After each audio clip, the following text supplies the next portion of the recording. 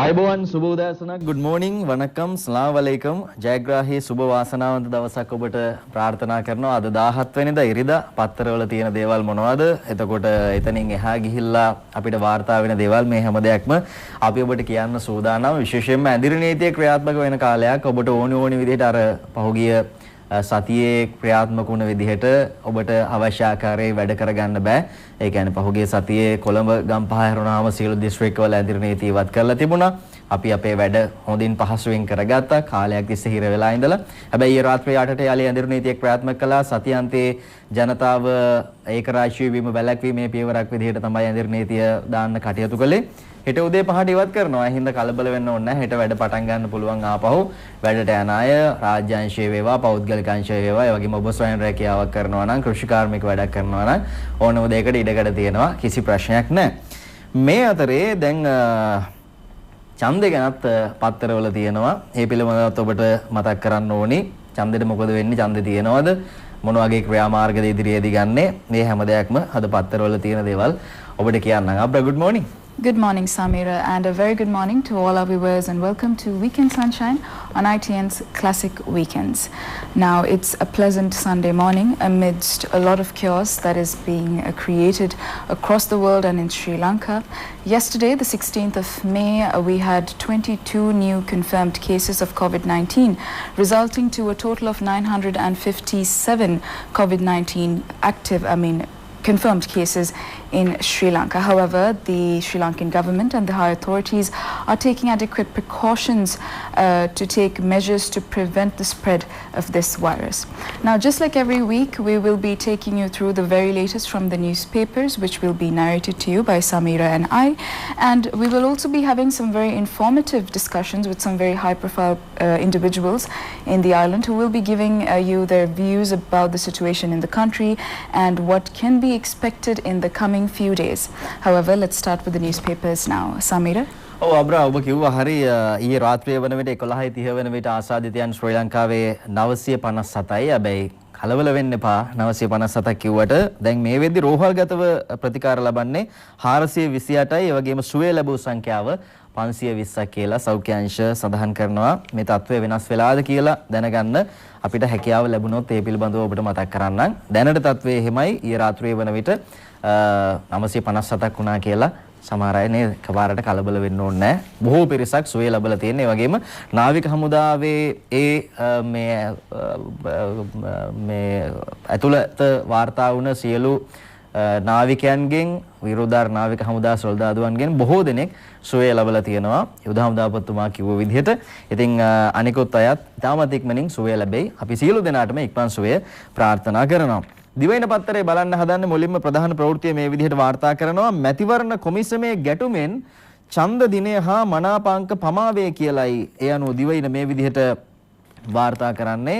දැන් ඔන්න ගැටුමක් උද්ගත වෙලා තියෙනවා. හැබැයි ඉතින් මැතිවරණ කොමිසම මේවා ස්වාධීනයි කියලා තමයි පත් කළේ. ඉතින් ස්වාධීනයි නම් කොහොමද මේ මත ගැටුම් තියෙන්න පුළුවන්. හැබැයි එතනින් එහාට ගිහිල්ලා කොමිසමේ සභාපතිවරයාටත් විරුද්ධව සමහර සමාජිකයන් වැඩ කරනවා නම් අන්න එතන ගැටලුවක් තියෙනවා. ඉතින් ඒ පිළිබඳව තමයි අද මේ විදිහට වාර්තා කරන්නේ. මැතිවරණ දිනය හා මනාපංක ඇතුළත් ගැසට් නිවේදනය නිකුත් කිරීම පිළිබඳව මැතිවරණ කොමිසමේ එකඟතාවක් නොමැතිවීම හේතුවෙන් මැතිවරණ නිලධාරීන් හා දේශපාලන පක්ෂ දැඩි අසීරුතාවයට පත් වෙලා ඉන්නවා කියලයි මේ ආකාරයෙන් අද වාර්තා කරන්නේ දිවයින පත්තරේ. මැතිවරණ කොමිසමේ සමාජිකයන් හා නිලධාරීන් ආරක්ෂක අංශ හා සෞඛ්‍ය අංශ සමග සාකච්ඡාවට කිහිපයක් පවත්වා ඇති. නමුත් සමහර සමාජිකයන් දරන දැඩි මත නිසා කොමිසමේ සමාජිකයන් සියලු දෙනාට එකඟතාවයකට ඒමට නොහැකි වෙලා තියෙනවා කියලායි වාර්තා වෙන්නේ. මැතිවරණ දෙපාර්තමේන්තුව පැවති කාලයේදී යුද ගැටුම්, කෝලහල, ස්වභාවික විපත් පැවතියද අවශ්‍ය තීරණගෙන ජාතික මැතිවරණ පැවැත්වූ. නමුත් මැතිවරණ කොමිසම ඇති කිරීමෙන් පසුව එක් ස්ථාවරයක සිට මැතිවරණය පැවැත්වීම අසීරු වෙලා තියෙනවා කියලා නිලධාරීන් කියනවා. අතර මැතිවරණ දෙපාර්තමේන්තුවක් විදිහට කටයුතු කරපු කාලේ මීට වඩා දැවැන්ත ව්‍යසනයන් සිද්ධ වුණා. සමහර අවස්ථාවල ස්වභාවික ව්‍යසනයන් අපිට හිතා ගන්න බැරි අවස්ථාවල අපේ රටට ආවා. හැබැයි මැතිවරණ කල් දාන්න උනේ නැහැ.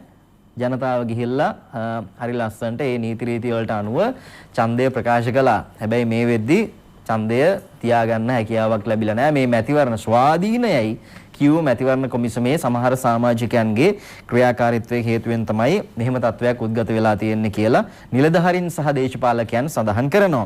මේ අතර අරුණ පුවත්පතත් අද මේ පිළිබඳව කියනවා වසරකින්වත් කොරෝනා අවසන් නොවන නිසා නීති රාමුවට කොටු නොවි මැතිවරණය පවත්වන්න ෆෙෆරල් සංවිධානයෙන් විකල්ප යෝජනා ජන රැලි වෙනුවට සමාජ ජාලා ගෙන්ගෙට යාම් පෝස්ටර් මේ වගේ දේවල් කරන්න පුළුවන්.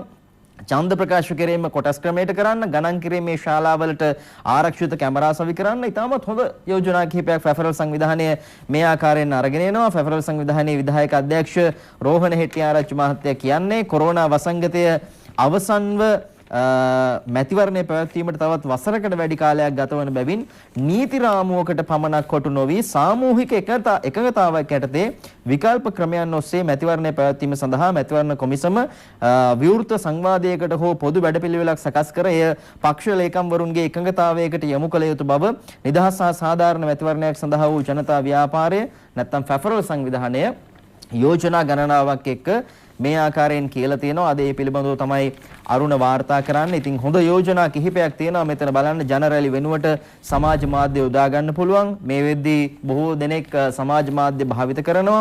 ඒ වගේම අඩුම තරමේ එක ගෙදරකින් එක්කෙනෙකුටවත් සමාජ මාධ්‍ය වලට යන්න හැකියාව ලැබිලා තියෙනවා නම් ප්‍රශ්නයක් වෙන්නේ නැහැ. ලංකාවේ ඔක්කොටම සමාජ මාධ්‍ය භාවිතා කරන්න ඕනි කියලා එකක් නැහැ. මේ පණිවිඩය අරගෙන යන්න පුළුවන්. අනිත් එක ඉතින් ඔය ප්‍රොමෝෂන් කැම්පේන් මොන දේවල් තිබ්බේ නැතත් මිනිස්සු දන්නවා කාටද ඡන්දෙ දෙන්න ඕනි කියලා. මේ ඡන්දෙ දෙන්නේ පහුගිය මාස 3 බල්ලවත් එහෙම නැත්නම් පහුගිය මේ ඡන්දේ කාලේ කරන වැඩ බල්ලවත් නෙමෙයි ගොඩක් මිනිස්සු දෙන බඩු මල්ලට නෙමෙයි ඒ ඉස්සර ඡන්දෙ දුන්න විදිය.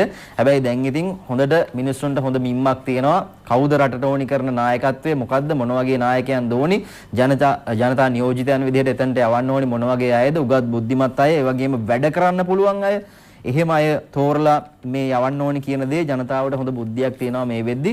ඒ නිසා මේ ලොකු ප්‍රවර්ධන කටයුතු කරන්න ඕනේ. අනිත් එක ඔය ජනතා විමුක්ති පෙරමුණ හැම නිතර යෝජනා කරනවා සහ චෝදනා කරනවා මැතිවරණයට මෙන්න මෙච්චර මුදලක් යනවා. අතිවිශාල මුදලක් යනවා. ඉතින් මේ සල්ලි අපේ සල්ලි. ලංකාවේ රටේ ජනතාවගේ මිනිස්සුන්ගේ සල්ලි. ඉතින් මෙහෙම සල්ලි වියදම් කරන්න පුළුවන් අයට තමයි ඡන්ද දිනන්න පුළුවන්. එහෙම කියනවනේ. ඉතින් ඔන්න හොඳ අවස්ථාවක්. සල්ලි වැඩි වියදම් කරන්න නැතුව ඡන්දය මෙවර තියනවා නම් මේ දැවන්ත ප්‍රවර්ධන ව්‍යාපාර නැති වුණාට මැතිවරණය තියන්න පුළුවන්කම ලැබෙනවා. ඒ වගේම ඡන්දේ දාන එකක් දැන් බාරවල අර විදිහට රණ්ඩු වෙයි පෝලිං වල ඉන්න පුළුවන් නම් පිළිවෙලකට ඡන්දේ දාන්න යද්දී ඇයි ඡන්දේ දාන්න යන්න බැරි නේද? ඡන්දේ දාන්න යනකොට එහෙම පොරකකා කවුරුවත් යන්නේ නැහනේ. හැබැයි සුරාසල් ගාව ඉන්න විදිය පේනවනේ සමහර අය. එහෙම එතන ඉන්නවා නම් ඡන්දේ දාන්නත් පොලිමේ ගිහිල්ලා ලස්සන්ට එහෙම ඡන්දේ දාන එක බාධාවක් නැහැ. අපි යනවා දිවයින පත්තරේ අනිකුත් ප්‍රවෘත්ති දිහාවට අවධානය යොමු කරන්න. අගමැතිතුමා කියනවා සහන පොලි ණය කඩිනම් කරන්න කියලා උපදෙස් දීලා තියෙනවා. රජය මගින් හඳුන්වා දීලා තියෙන සහන පොලියට පහසු කොන්දේසි යටතේ ණය ලබා දීමේ වැඩපිළිවෙල කඩිනම් කරන්න කියලා සියලු බැංකු වලට රජය උපදෙස් දීලා තියෙනවා කියලා මහින්ද රාජපක්ෂ මහත්තයා අග්‍රාමාත්‍යතුමා දිවයිනට කියනවා. අද ඒ ගැන දිවයින මේ විදිහට වාර්තා කරලා තියෙනවා.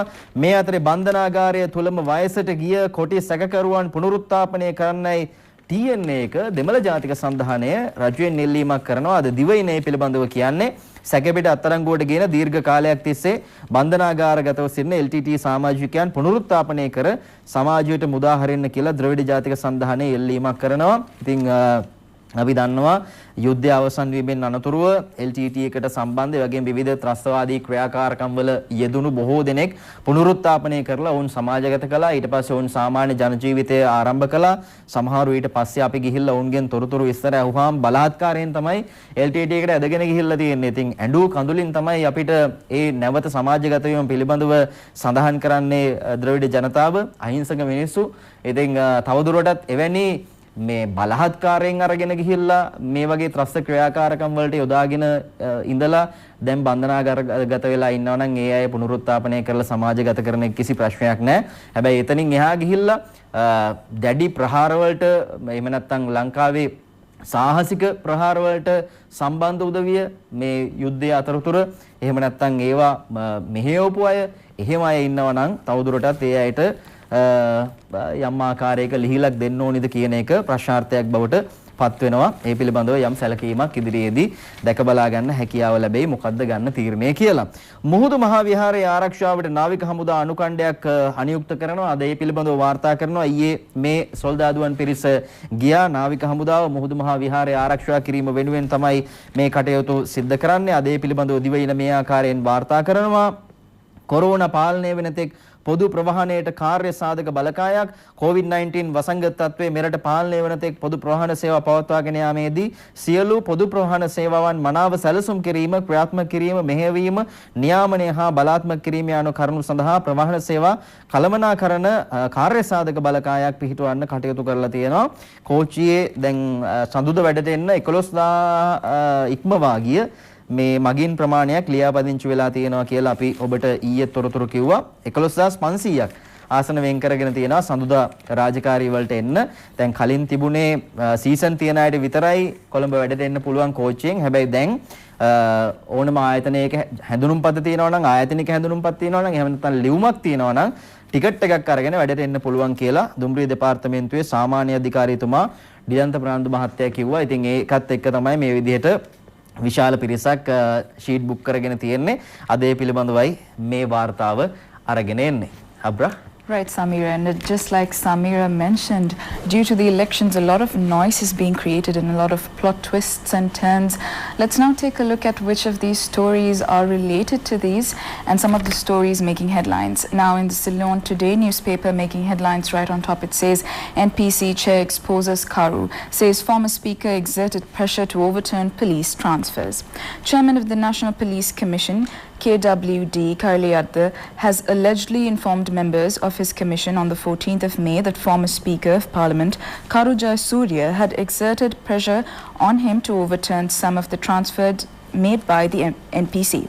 He had further claimed that Jayasuriya had also pressured him to grant a salary increment to a certain Deputy Inspector General of Police. Meanwhile, informed sources questioned as to what powers the former speaker had to bring to bear pressure on members of an independent commission. Also making headlines, it says Ramanathan wants Professor Hool out of Elections Commission. Former Jaffna District parliamentarian Angajan Ramanathan has requested the chairman of the Elections Commission, Mahinda Deshapriya, to persuade Professor Ratnajeevan Hool to step down as a member of the Elections Commission, as he believes the Professor Hool does not have the integrity and independence required for the post due to his alleged open support for the Tamil National Alliance within the Jaffna district.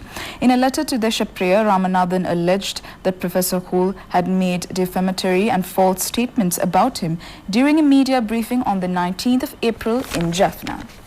Also making headlines, it says Elections Commission blocks KTH director's transfer. The immediate transfer order given to the director of the Kurunegala Teaching Hospital, Dr. Sarath Veerabandara, was halted by the Elections Commission on the 12th of May. Dr. Veerabandara is to continue in his service as the hospital's director. Sources said the commission had written to the Health Ministry's secretary and copied a letter to Dr. Veerabandara halting the transfer order as it violated the election law. Further, Dr. Veerabandara is a government employee appointed by the Public Service Commission as the director of the hospital. Finally making headlines, it says rupees 2.25 billion in heroin seized for suspects being grilled. Nearly 226 kilos of heroin with a street value of over rupees 2.25 billion was found hidden in rice bags during a raid conducted by the Police Narcotics Bureau in Ragama in the Mahabaghe Police Division on the 14th May night. The raid had been conducted on a tip-off. The stock was found concealed in 10-kilogram rice bags. The suspects were 24, 30, 50 and 55-year-olds. Back to you, Samira. හබ්‍රා ඔබ කිව්ව ප්‍රවෘත්තිවල තිබුණ අර රත්නජීවන් hall මහත්තයා ගැන මැතිවරණ කොමිසමේ සමාජිකයෙක් අද ඒ පිළිබඳව මවබිමත් වාර්තා කරනවා. රත්නජීවන් හෝල් ඡන්ද කොමිසමේ ස්වාධීනත්වයේ කෙලසනවා. හෝල්ගේ දේශපාලනයට එරෙහිව අංගජන්ගෙන් පැමිණිල්ලක්. මොකද්ද මේ හෝල්ගේ දේශපාලනය කියලා දැන් ඔබ උඩබිම් බලනවා ඇති. මැතිවරණ කොමිසමේ මේ සමාජිකයෙක්ට දේශපාලනයක් තියෙන්න පුළුවන්ද? කෝටි 50ක් ඉල්ලා අන්තර්වාසීකුත් යවලා කියලා මේ විදිහට ඔය හූල් මහත්තයාගේ ඡායාරූපයකුත් එක්ක අද මව්බිම වාර්තා කරන්නේ. මැතිවරණ කොමිසමේ සමාජික කොමසාරිස්වරයෙකු වන රත්නජීවන් හූල් කොමිසමේ ස්වාධීනත්වය හා ගරුත්වයත් මහජන විශ්වාසයත් බරපතල ලෙස විනාශ කරමින් දේශපාලන පක්ෂයක් වන දෙමළ ජාතික සන්ධානයේ ප්‍රබල ආධාරකරුවෙකු ලෙස යාපනයේ දිස්ත්‍රික්කය තුළ ඉතාමත් විවෘතව හා ප්‍රසිද්ධියේම විවිධාකාර වූ දේශපාලන ක්‍රියාකාරකම් වල යෙදී සිටින බැවින් කොමිසමේ ගෞරවයත් ස්වාධීනත්වයත් ආරක්ෂා වන පරිදි වහාම සිය ධූරයෙන් ඉල්ලා අස්වන ලෙස ඔහුට කොමිසම රැස් වී දැනුම් දෙන්නයි මැතිවරණ කොමිසමේ සභාපති මහින්ද දේශප්‍රිය මහතාට යාපනයේ දිස්ත්‍රික් හිටපු පාර්ලිමේන්තු මන්ත්‍රී අංගජන් රාමනාදන් මහතා ලිඛිත ඉල්ලීමක් සිදු කරලා තියෙනවා. ලබන ජූනි 20 වෙනිදා පැවැත්වීමට නියමිත මැතිවරණය සඳහාද යාපනයේ දිස්ත්‍රික්කයේ වෙනුවෙන් ශ්‍රී ලංකා නිදහස් පක්ෂයේ අපේක්ෂකයෙකු ලෙස නාම යෝජනා බාර දී සිටින අංගජන් රාමනාදන් හිටපු මන්ත්‍රීවරයා මැතිවරණ කොමිසමේ සභාපතිවරයාට යවන ලද එකී ලිපියට අමතරව මැතිවරණ කොමිසමේ සමාජික රත්නජීවන් හූල් මහතාගෙන් රුපියල් මිලියන 500ක ඒ කියන්නේ රුපියල් 50 කෝටියක වන්දි මුදලක් සති දෙකක් ඇතුළත තමාට ගෙවන ලෙස ඉල්ලා සිය නීතිඥ මගින් එන්තරවාසියක් යවලා තියෙනවා. මේ පිළිබඳවයි අද මේ ආකාරයෙන් තොරතුරු අරගෙන එන්නේ. ඔහු මැතිවරණ කොමිසමේ සමාජිකයෙක් විදිහට නෙමෙයි දේශපාලකෙක් විදිහට උතුරේ TNA එකට ද්‍රවිඩ ජාතික සන්ධානයට සම්බන්ධව දේශපාලන ක්‍රියාකාරකම් වල නිරත වෙනවා කියලයි අංගජන් රාමනාදන් මහත්තයා චෝදනා කරන්නේ. ඉතින් මේක මෙහෙම නෙවෙයි නම් එතුමටත් තියෙනවා උත්තරයක් ලබා දෙන්න පුළුවන්. එහෙම එකක් ආවොත් එහෙම උත්තරයක් තිබුණොත් අපි ඒ ගැනත් ඔබට කියන්නම්. දැනට තත්ත්වය මේක. මේ පිළිබඳවයි අද මව්බිම තොරතුරු අරගෙන එන්නේ. මේ අතරේ පොලිස් කොමිසමේ සභාපති කරුගේ රෙදි ගලවයි කියලා අද මව්බිම අනෙත් ප්‍රධාන සිරස්තලයෙන් වාර්තා කරනවා. වම් පස්සේ තියෙන්නේ අද පත්තරේ ලොකු අකුරෙන් මේ පිළිබඳව කියලා තියෙනවා. මේ සම්බන්ධයෙන් ස්වාධීන පොලිස් කොමිෂන් සභාව විසින් කරන ලද ඇතැම් මාරුවීම් අවලංගු කරන ලෙස ව්‍යවස්ථාදායක සභාවේ සභාපති හිටපු කතානායක කරු ජයසූරිය මහතා තමන්ට බලපෑම් කළ බව එම කොමිසමේ සභාපති කරලියද්ද මහත්තයා කොමිසමේ සමාජිකයන් හමුවේ පහුගිය බ්‍රහස්පතින්දා කියලා තියෙනවා කියලායි මේ ආකාරයෙන් අද මව්බිම තොරතුරු වාර්තා කරන්නේ. අපි මේ වාර්තාව බලමු. ඔබට පෙන්වන්නම් මව්බිම් පත්තරයේ තියෙන්නේ ප්‍රධාන ප්‍රවෘත්තියක් විදිහට.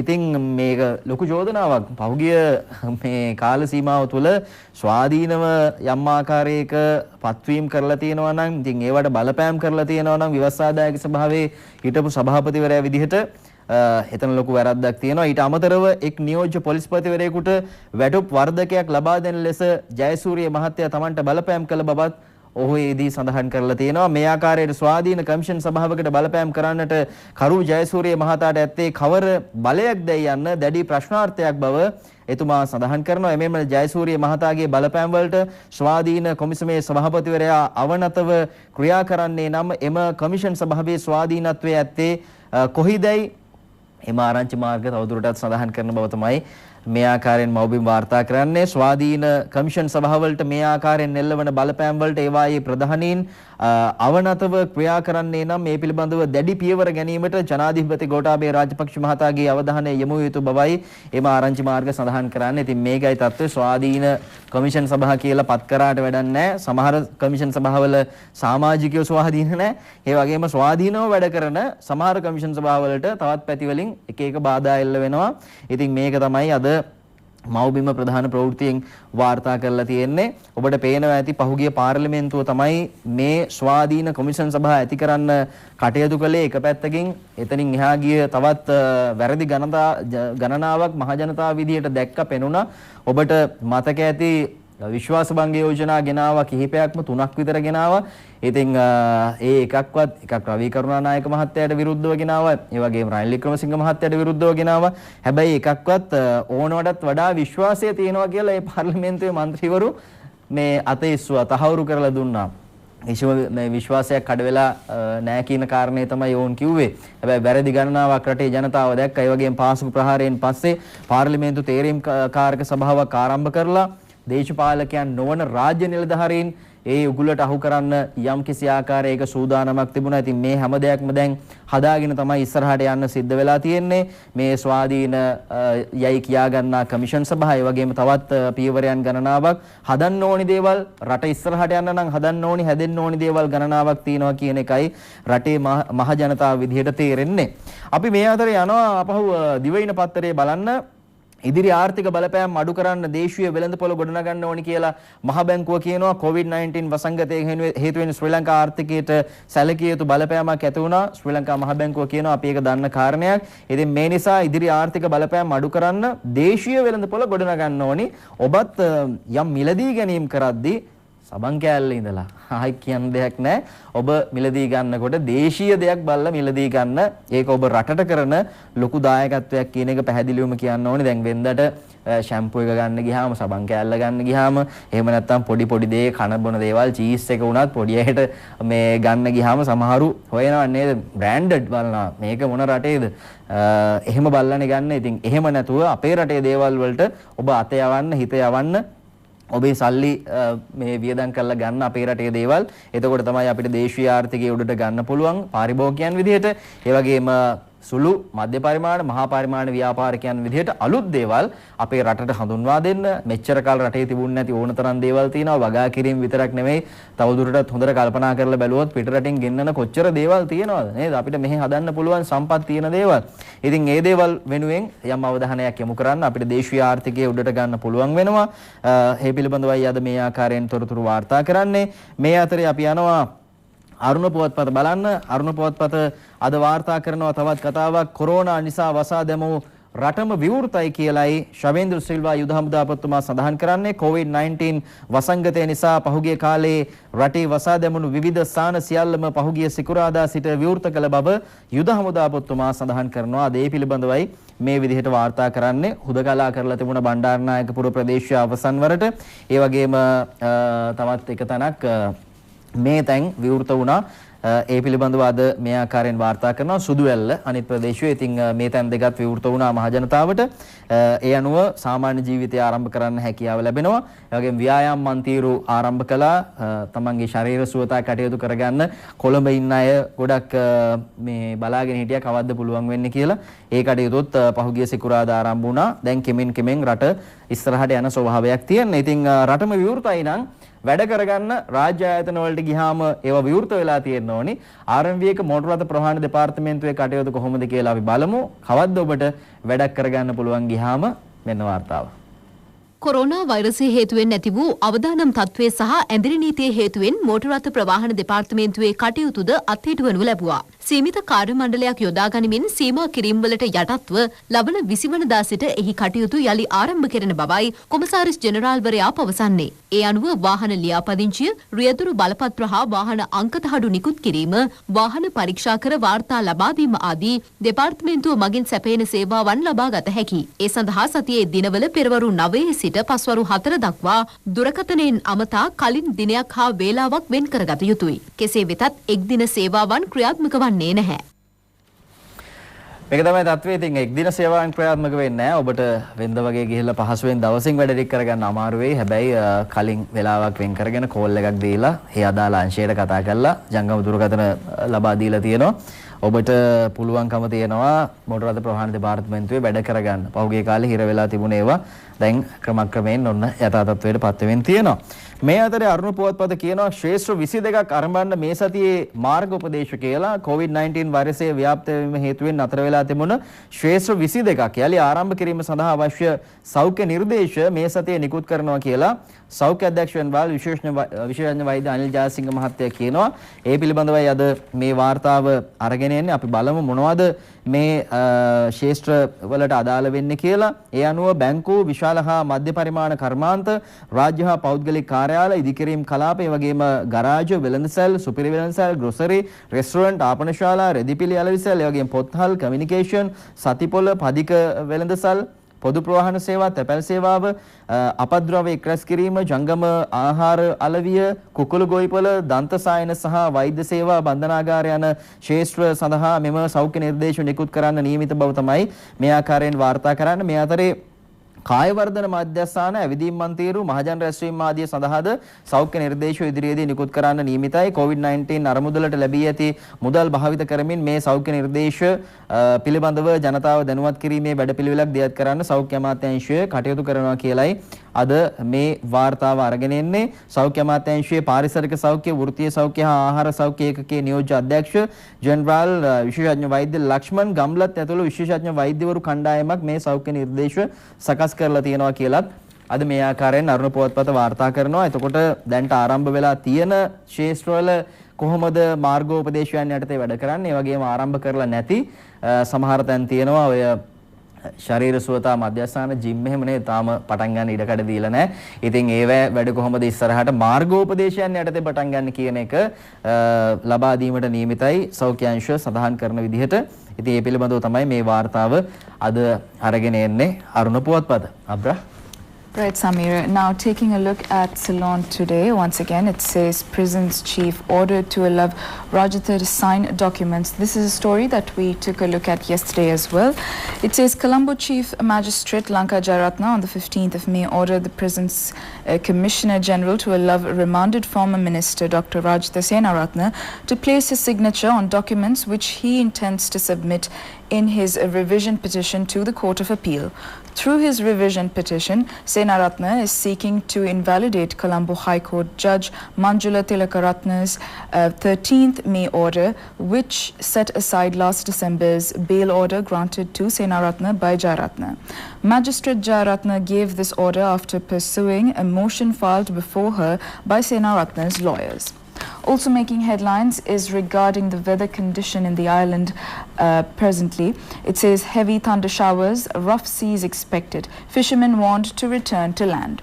Naval and fishing communities were advised not to venture into the shallow and deep sea areas around the island until further notice, as the Department of Meteorology on the 15th of May issued a warning of heavy rain, gusty winds and rough seas. The low pressure area over southeast Bay of Bengal and neighborhood is likely to develop into a depression over the same region during the next 12 hours and further intensify into a cyclonic storm over the South Bay of Bengal on the 16th of May, the advisory put out by the Met Department stated. Now finally making headlines is regarding how since this global outbreak started from November last year till now, a lot of businesses and jobs have been affected worldwide. Is this the same situation in Sri Lanka too? This is private sector to dump 500,000 employees. A senior official stated attached to the Labour Department warned that some 500,000 private sector employees were likely to lose their jobs due to the severe impact of the COVID-19 pandemic. He revealed that a spate of complaints was being received daily at countrywide departmental offices and at the Narayanpeta Labour Secretariat in this connection. Back to you, Samira. ඔව් හබ්‍රා මේ වෙද්දී දැන් පත්තරවල අද නැති වුණත් ඉරිදා පත්තර හින්දා අපි දන්නවා බොහෝ විට මේ මුද්‍රණ කටයුතු සකස් කරන්නේ පිටු සකස් කරන්නේ සිකුරාදා වෙද්දී සෙනසුරාදා වෙද්දී ඒ වෙද්දී අපේ කාලගුණයේ යම් අවදානම් තැනක තිබ්බේ නැහැ. නමුත් මේ වෙද්දී කාලගුණයේ අහයපත් තැනක තියෙනවා කාලගුණ විද්‍යා දෙපාර්තමේන්තුව කියන විදිහට. ඒ අනුව දිස්ත්‍රික්ක 10කට නායම් අවදානම් නිකුත් කරලා තියෙනවා. දිවයිනේ නිරත දිග කොටසට තවදුරටත් තද වැසි ඇති වෙනවා කියලාත් කාලගුණ විද්‍යා දෙපාර්තමේන්තුව සඳහන් කරනවා.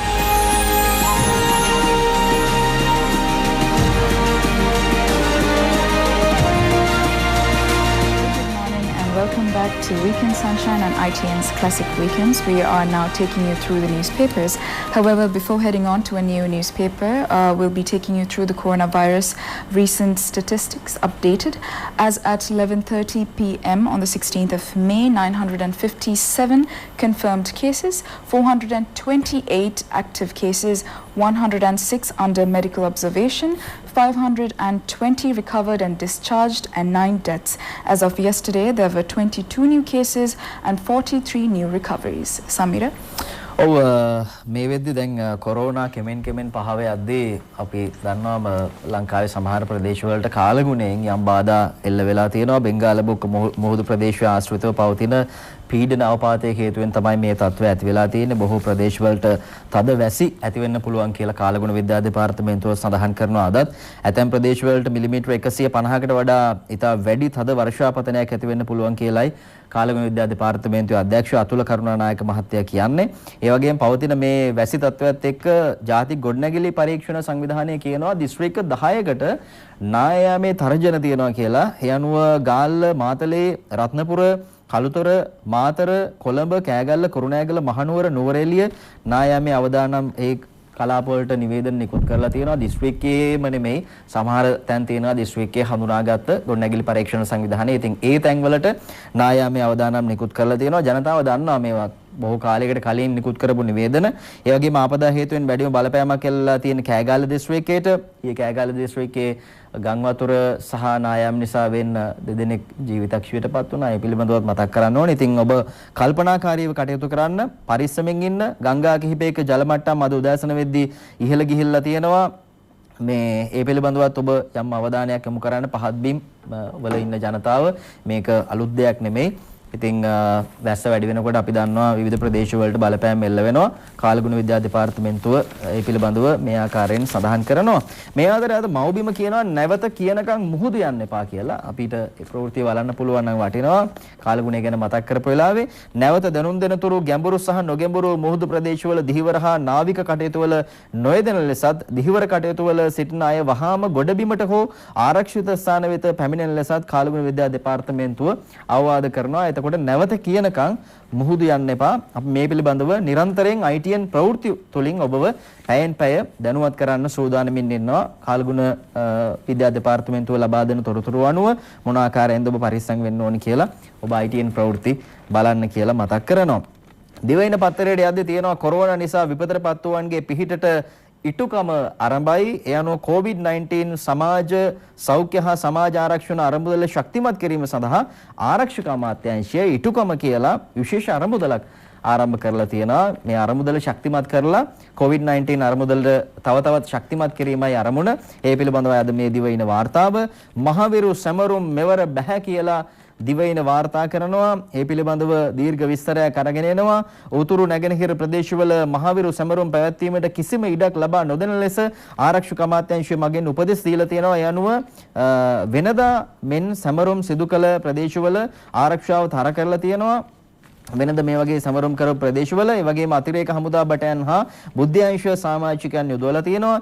යුද්ධෙන් මියගිය කොටි සමාජිකයෙකු නොවන සාමාන්‍ය අයෙකු සිහි කිරීමට ඔහුගේ හෝ ඇයගේ පවුලේ අයෙකුට අවශ්‍ය නම් මේ පිළිබඳව ප්‍රදේශීය පොලිසියට ගිහිල්ලා අවසරයක් ලබා ගැනීම අනිවාර්ය වෙනවා කියලයි දිවයින මේ වාර්තාව අරගෙන එන්නේ. ඉතින් සාමාන්‍ය වැසියන් මම අර කලිනුත් කිව්වා බලහත්කාරයෙන් අරගෙන ගිහිල්ලා මේ යුද කටයුතු වලට යොදාගෙන ඒ අහිංසක මිනිස්සු ජීවිත වලින් වන්දි ගෙවුවා නම් ඒ උදවිය යම් ආකාරයකින් සිහිපත් කරන්න පුළුවන්කම ලැබෙනවා. හැබැයි පොලිසියෙන් ඔබ අවසරයක් ලබා ගන්න ඕනි. එහෙම කිසි ප්‍රශ්නයක් නැහැ. එතනින් එහාට ඒ අහිංසක මිනිස්සෙක්ව සිහිපත් කරලා මේ පින් කටයුත්තක් කරන්න ඔබට අවසරය තියෙනවා. මේ අතරේ මේකත් එක්ක අරුණ පත්‍රයට ගියාම අරුණ කියනවා 11 වෙනි රණවිරු සැමරුම 19 වනදා බත්තර මුල්ලේදී පැවැත්වෙන බව. මෙවර අද ඒ පිළිබඳවයි අරුණ පුවත්පත මේ ආකාරයෙන් තොරතුරු වාර්තා කරන්නේ. ඒ අනුව 30 වසරක යුද්ධය අවසන් කිරීමේ මානුෂීය මෙහෙයුමට එක්ව දිවිදුන් රණවිරුවන් අනුස්මරණය කිරීම ලබන 19 වෙනිදා පස්වරුවේ ජනාධිපති ගෝඨාභය රාජපක්ෂ මහතාගේ ප්‍රධානත්වයෙන් බත්තරමුල්ල පාර්ලිමේන්තු ක්‍රීඩාංගණයේ පිහිටි රණවිරු ස්මාරකයේදී පැවැත්වෙනවා. ස්මාරකය අසලදී පැවැත්වෙනවා. ඉතින් ජාතික රණවිරු සේවා අධිකාරිය විසින් මේ රණවිරු සැමරුම වැඩසටහන 11 වෙනි වරටත් සංවිධානය කරන අතර පවතින කොරෝනා තත්ත්වය හමුවේ දිවිදුන් රණවිරුවන්ගේ මාපියන් ඒ වගේම බිරින්දෑවරුන් දරුවන් 20කගේ සහභාගීත්වයෙන් වැඩසටහන පැවැත්වීමට නියමිතයි. එම අවස්ථාවට අග්‍රාමාත්‍ය මහින්ද රාජපක්ෂ මහත්තයා ආරක්ෂක ලේකම්තුමා ත්‍රිවිධ හමුදාපතිවරුන් ඇතුළු පිරිසක් සහභාගී වීමට නියමිතයි. ලොකු පිරිසක් මෙවර සම්බන්ධ කරගන්නේ නැහැ. වෙනදනම් අපි දකිනවා මේ මියගිය රණවිරුවන්ගේ අම්මා තාත්තා එනවා මෙතනට ඇවිල්ලා ඒ සෝසුසුම් තමන්ගේ දරුවගේ නමට උඩින් අත තියලා හඬා වැළපෙන අම්මා තාත්තා ඕන තරම් අපිට දැක බලා ගන්න පුළුවන්කම ලැබෙනවා. ඉතින් ඔවුන් දිවිදුන්නේ මේ රට වෙනුවෙන් මේ රට ආරක්ෂා කරගන්න. ඒ ගරුත්වය අපි ඔවුන්ට හැමදාම ලබා දෙනවා අපේ උත්තමාචාර්ය මෙවරත් ඒ සැමරුම අභිමානවත් ආකාරයෙන් පවත්වන්න සූදානම් බව තමයි අරුණ පුවත්පත මේ ආකාරයෙන් තොරතුරු වාර්තා කරන්නේ. කොරෝනා මර්ධනයට ග්‍රාම සෞඛ්‍ය ආරක්ෂක කමිටුව රජයේ වෛද්‍ය නිලධාරීන්ගේ සංගමයෙන් යෝජනාවක් ඇවිල්ලා තියෙනවා. අද දිවයින වාර්තා කරන්නේ යුද සමයේදී ගම් නියම් ගම් ආරක්ෂා කිරීම පිණිස සිවිල් ආරක්ෂක කමිටුව නිර්මාණය කළාසේ නව කොරෝනා වෛරසය මෙරටින් තුරන් වන තෙක් රට ආරක්ෂා කිරීම සඳහා ග්‍රාම සෞඛ්‍ය ආරක්ෂක කමිටුව නිර්මාණය කරන්න රජයේ වෛද්‍ය නිලධාරීන්ගේ සංගමය රජයට යෝජනා කරලා තියෙනවා. හොඳ යෝජනාවක්. අපි දැක්කා යුද්ධ කාලේ ග්‍රාම ආරක්ෂක බටයන් මොනතරම් දායකත්වයක් ලබා දුන්නද කියලා ගම ආරක්ෂා කරගන්න. ඉතින් මේ මොහොතේදීත් අපිට පුළුවන් නම් එවැනි කටයුත්තක් කරන්න මේ ගම ආරක්ෂා කිරීම වෙනුවෙන් ග්‍රාම සෞඛ්‍ය ආරක්ෂණ කමිටු පිහිටවන්න මේ හැකියාව ලැබෙනවා. අපිට ඉතාමත් ඉක්මනින් ගම තුල යම් ආකාරයකින් කොවිඩ් ව්‍යාප්ත වීමක් කෙසේ හෝ එහෙම දෙයක් ඇති වුණොත් එය වළක්වන්න පාලනය කරන්න හැකියාව ලැබෙනවා. හොඳ යෝජනාවක් රජයේ වෛද්‍ය නිලධාරීන්ගේ සංගමය අරගෙන එන්නේ. අපි හොඳ දෙයට හොඳයි කියලා කියන්න බෑ. ඉතින් ගම ආරක්ෂා කරන එක ගැන කතා කරද්දී අපි දකිනවා සමහර තැන්වල ඔය අපේ සීයලා තාත්තලා අම්මලා එහෙම මේ යනකොට සමහර ප්‍රදේශවල කියනවා මේ කුඹුර ඉස්සර නම් සරුසාරයට තිබුණා. දැන් පුරන් වෙලා කාලයක ඉඳලා මේක වගා කරේ නැහැ. ඉතින් කවුරු හරි මේකට යනවා නම් කුඹුරට බහිනවා නම් නේද අත දෙනවා නම් එහෙම කියලා වැඩිහිටියෝ කියනවා. හැබැයි මෙච්චර කාල කවුරුවත් ඒ සඳහා ලොකු අවධානයක් යොමු කරලා තිබුණේ නැහැ. දැන් තරුණයන්ට උනන්දු ඇවිල්ලා තියෙනවා. ඒ වගේම වැඩිහිටියන්ගේ උපදෙස් මත තරුණයෝ යම් යම් ප්‍රදේශවල පුරන් කුඹුරු අස්වද්දන්න පටන් ගන්න තියෙනවා. ඒක හොඳ වැඩක්. අපි එහෙම තැනකට ගියා. අලකට පස්සේ වෙලකට බැස්සේ කියලා කතාවක් තියෙනවනේ. හැබැයි වෙලකට බහින්න දැන් නම් කල් ඇරලා වැඩක් නැහැ. මොකද මේ කොරෝනා වෛරසයත් එක්ක අපිට ජාතික වගකීමක් පැවරෙලා තියෙනවා.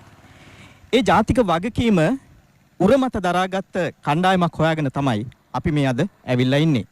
කොරෝනා වසංගතය සමග සියලු රටවල් විශාල අර්බුදයකට පත් වුණා. තමන්ට අවශ්‍ය ආහාර ඇතුළු අනිකුත් දෛනික අවශ්‍යතාවයන් සපයා ගැනීමත් දැඩි අසීරු කාර්යයක්. මෙවැනි අර්බුද ඇතිවන බව කල්වේලාම හඳුනාගත් වත්මන් රජය වැඩපිළිවෙල රාශියක් ආරම්භ කළා. ඒ යටතේ පුරන් කුඹුරු අස්වැද්දීම සෞභාග්‍ය ගෙවත්ත වැනි වැඩසටහන් හඳුන්වා දිය හැකියි. අපේ රටේ තරුණ පරපුර මෙන්ම රටට ආදරය කරන සියලු දෙනා මෙම වැඩසටහන් සමග අත්වැල් බැඳ ගත්තා.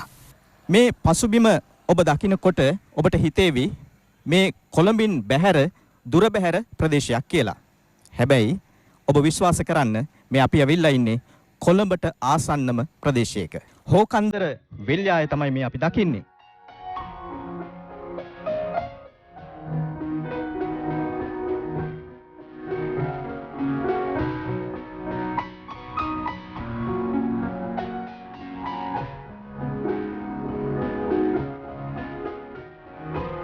නගරයේ මෙහෙම පුරන් වෙලා තිබුණු කුඹුරක් ඇයි අස්සද්දන්නේ හේතු? කොරෝනා ව්‍යසනයත් එක්ක අපිට තේරුම් ගියා අපි අපේ දේ රැකගෙන අපේ කුසි කර්මාන්තෙන් අපි දියුණු වෙන්න ඕන තැනක ඉන්න ඕනේ කියලා. අපේ හිතේ ධෛර්යය ඉස්සරහට අරගෙන අපි මේ වැඩේට බැස්සා. ප්‍රධානම අරමුණ තමයි අපේ අනාගත දරුවන්ට මේ කුඹුරයායවල් ඉදිරියට කුඹුරයායවල් බවට පත් කරලා මේ රට සහලින් ස්වයංපෝෂිත රටක් බවට පත් කරන්න අපේ ජනාධිපති අත්කර ජනාධිපතිතුමාගේ සෞභාග්‍ය දැක්ම මත ඒට සහයෝගයක් දීමට තමයි අපි තරුණයෝ හැටියට මේ දෙයට උරගැටුනේ. මමත් අත්දැකලා දාලා අවුරුදු 5ක් වගේ වෙනවා. නමුත් මට හිතුණා මේක අපරාධ මට මේ දුක හිතෙනවා මේ හන්දිට යන කොටත් මට මේක මෙල්ලෑ පේනකොට තරුණ කොටස් මෙයාගේ වැඩවලට යොදවලා මේ වගේ ලොකු ජනන්ත ව්‍යාපාරයක් කරගන්න ඉදිරියට යාම පිළිබඳව ඇත්ත වශයෙන්ම මම ස්තුතිවන්ත වෙනවා. වී ටික ගෙට ගන්නකොට බත සරි වෙනකොට මේ ගොවීන්ට මොනතරම් නම් හිතට හයියක් සතුටක් දැනේවිද? ඒ සතුට තමයි අපි හොයාගෙන යන්නේ. ඉතින් අපි හරි ආදරේ මේ ගොවිකමට ගොවි රජවරුන් මේ වෙද්දී ඔවුන්ගේ කටයුතු ආරම්භ කරලා තියෙනවා පුළුවන් විදිහට ගමේ හැමෝම එකතු කරගෙන හොඳ වැඩ අපි ඉදිරියටත් පෙන්වන්න සූදානම් වෙනවා weekend sunshine ඒ වගේම ITN ප්‍රවෘත්ති ඔස්සේ ඒ පිළිබඳව මුළු රටටම තොරතුරු අරගෙන යන්න අපි ලෑස්ති. මේ අතරේ අද අරුණ පුවත්පත වාර්තා කරනවා මේ ගොවි ජනතාව ගැන කතා කරද්දී මීඋන ගැන ටිකක් කියන්න ඕනේ. මොකද ඔය කුඹුරු ආශ්‍රිතව මීඋන යම් ආකාරයක පැතිරෙන්න ඉඩකඩ තියෙනවා. ඔබ මේවා දන්නවා. මීඋන පාලනයට කොරෝනාවත් බාධාවක් වෙලා තියෙනවා කියලායි අද අරුණ පුවත්පත මේ ප්‍රවෘත්තිය වාර්තා කරන්නේ. අපි බලමු මොකද්ද මේ කතාව කියලා. යනෝ COVID-19 වෛරසය පැතිර යාම හේතුවෙන් මීඋන රෝගයෙන් ආරක්ෂා වීම සඳහා ලබා දෙන ඩොක්සිසයික්ලින් කියන ඖෂධය ලබා ගැනීමට ගොවීන් ප්‍රාදේශීය සෞඛ්‍ය සේවා නිලධාරී කාර්යාලවලට නොපැමිණීම මීඋන රෝගය පැතිරීමට ප්‍රබල හේතුවක් වෙලා තියෙනවා කියලා සෞඛ්‍ය අමාත්‍යාංශයේ වසංගත රෝග විද්‍යා ආරංචි මාර්ග සඳහන් කරනවා. ගොවි ජනතාව කුඹුරු බැසීමට පෙර මේ ඖෂධය භාවිත කළ යුතු අතර ඒ සඳහා වූ උපදෙස් වෛද්‍යවරු හා මහජන සෞඛ්‍ය පරීක්ෂකවරුන් ලබා දෙනවා. තවද ප්‍රාදේශීය සෞඛ්‍ය සේවා නිලධාරී කාර්යාලවල ප්‍රමාණවත් තරම් මේ ඖෂධය නොමැති බව වාර්තා වෙනවා. මීඋන රෝගයේ පැතිර යාම වැළැක්වීම සඳහා අවශ්‍ය පියවර ගන්නා ලෙස සෞඛ්‍ය අමාත්‍යාංශයේ ප්‍රධාන වසංගත විද්‍යාඥ සුදත් සමරවීර මහත්තයා පළාත් සෞඛ්‍ය නිලධාරීන්ට දැනුම් දීලා තියෙනවා. ගත වූ වසර 5ක පමණ කාලය තුළදී මීඋන රෝගයෙන් පුද්ගලයන් 139 දෙනෙක් මිය ගිහිල්ලා තියෙනවා කියලත් අද මේ ආකාරයෙන් අරුණ පුවත්පත වාර්තා කරනවා. ඉතින් ගොවි ජනතාව තවමත් මේ සම්බන්ධයෙන් දැනුවත් නැත්නම් මේ ඩොක්සිසයික්ලින් කියන ඖෂධය ලබා ගන්න ප්‍රාදේශීය ලේකම් කාර්යාලවලට ඔබ එන්න බයක් තියාගන්න එපා. කොරෝනා ගැන හිතලා කොරෝනා හින්දා වහලා ඇති බෙහෙත දෙන එකක් නැහැ. එහෙම කියලා ගෙදරට වෙලා ඉන්න එපා. එහෙම වුණොත් අපි අමාරු වැටෙනවා මීඋන නිසා. ඒ නිසා ඔබ ගිහිල්ලා මේ ඖෂධය ලබා ගන්න කියලා ගොවි ජනතාවගෙන් අපි ඉල්ලීමක් කරනවා. අබ්‍රා. Right, Samira. Now, still on the Ceylon Today newspaper, making headlines, it says President tells state officials to fall in line with policies or quit. It says, while insisting the irrational law should not obstruct the policies formulated to achieve the economic objectives of the people, President Gotabaya Rajapaksa told state officials to either fall in line with his policies or step down. During a meeting held on the 14th of May with officials and ministry secretaries attached to the plantation industry sector at the Presidential Secretariat, the President said, when the government takes forward a policy, all state institutions and departments must ensure that the said policy is implemented. Also making headlines, it says Cabinet approves Rs 5,000 allowance. The Cabinet has approved the Gazette notification tabled by Minister of Social Security Pavitra Vaniarachi in connection with providing an allowance to several identified communities for May.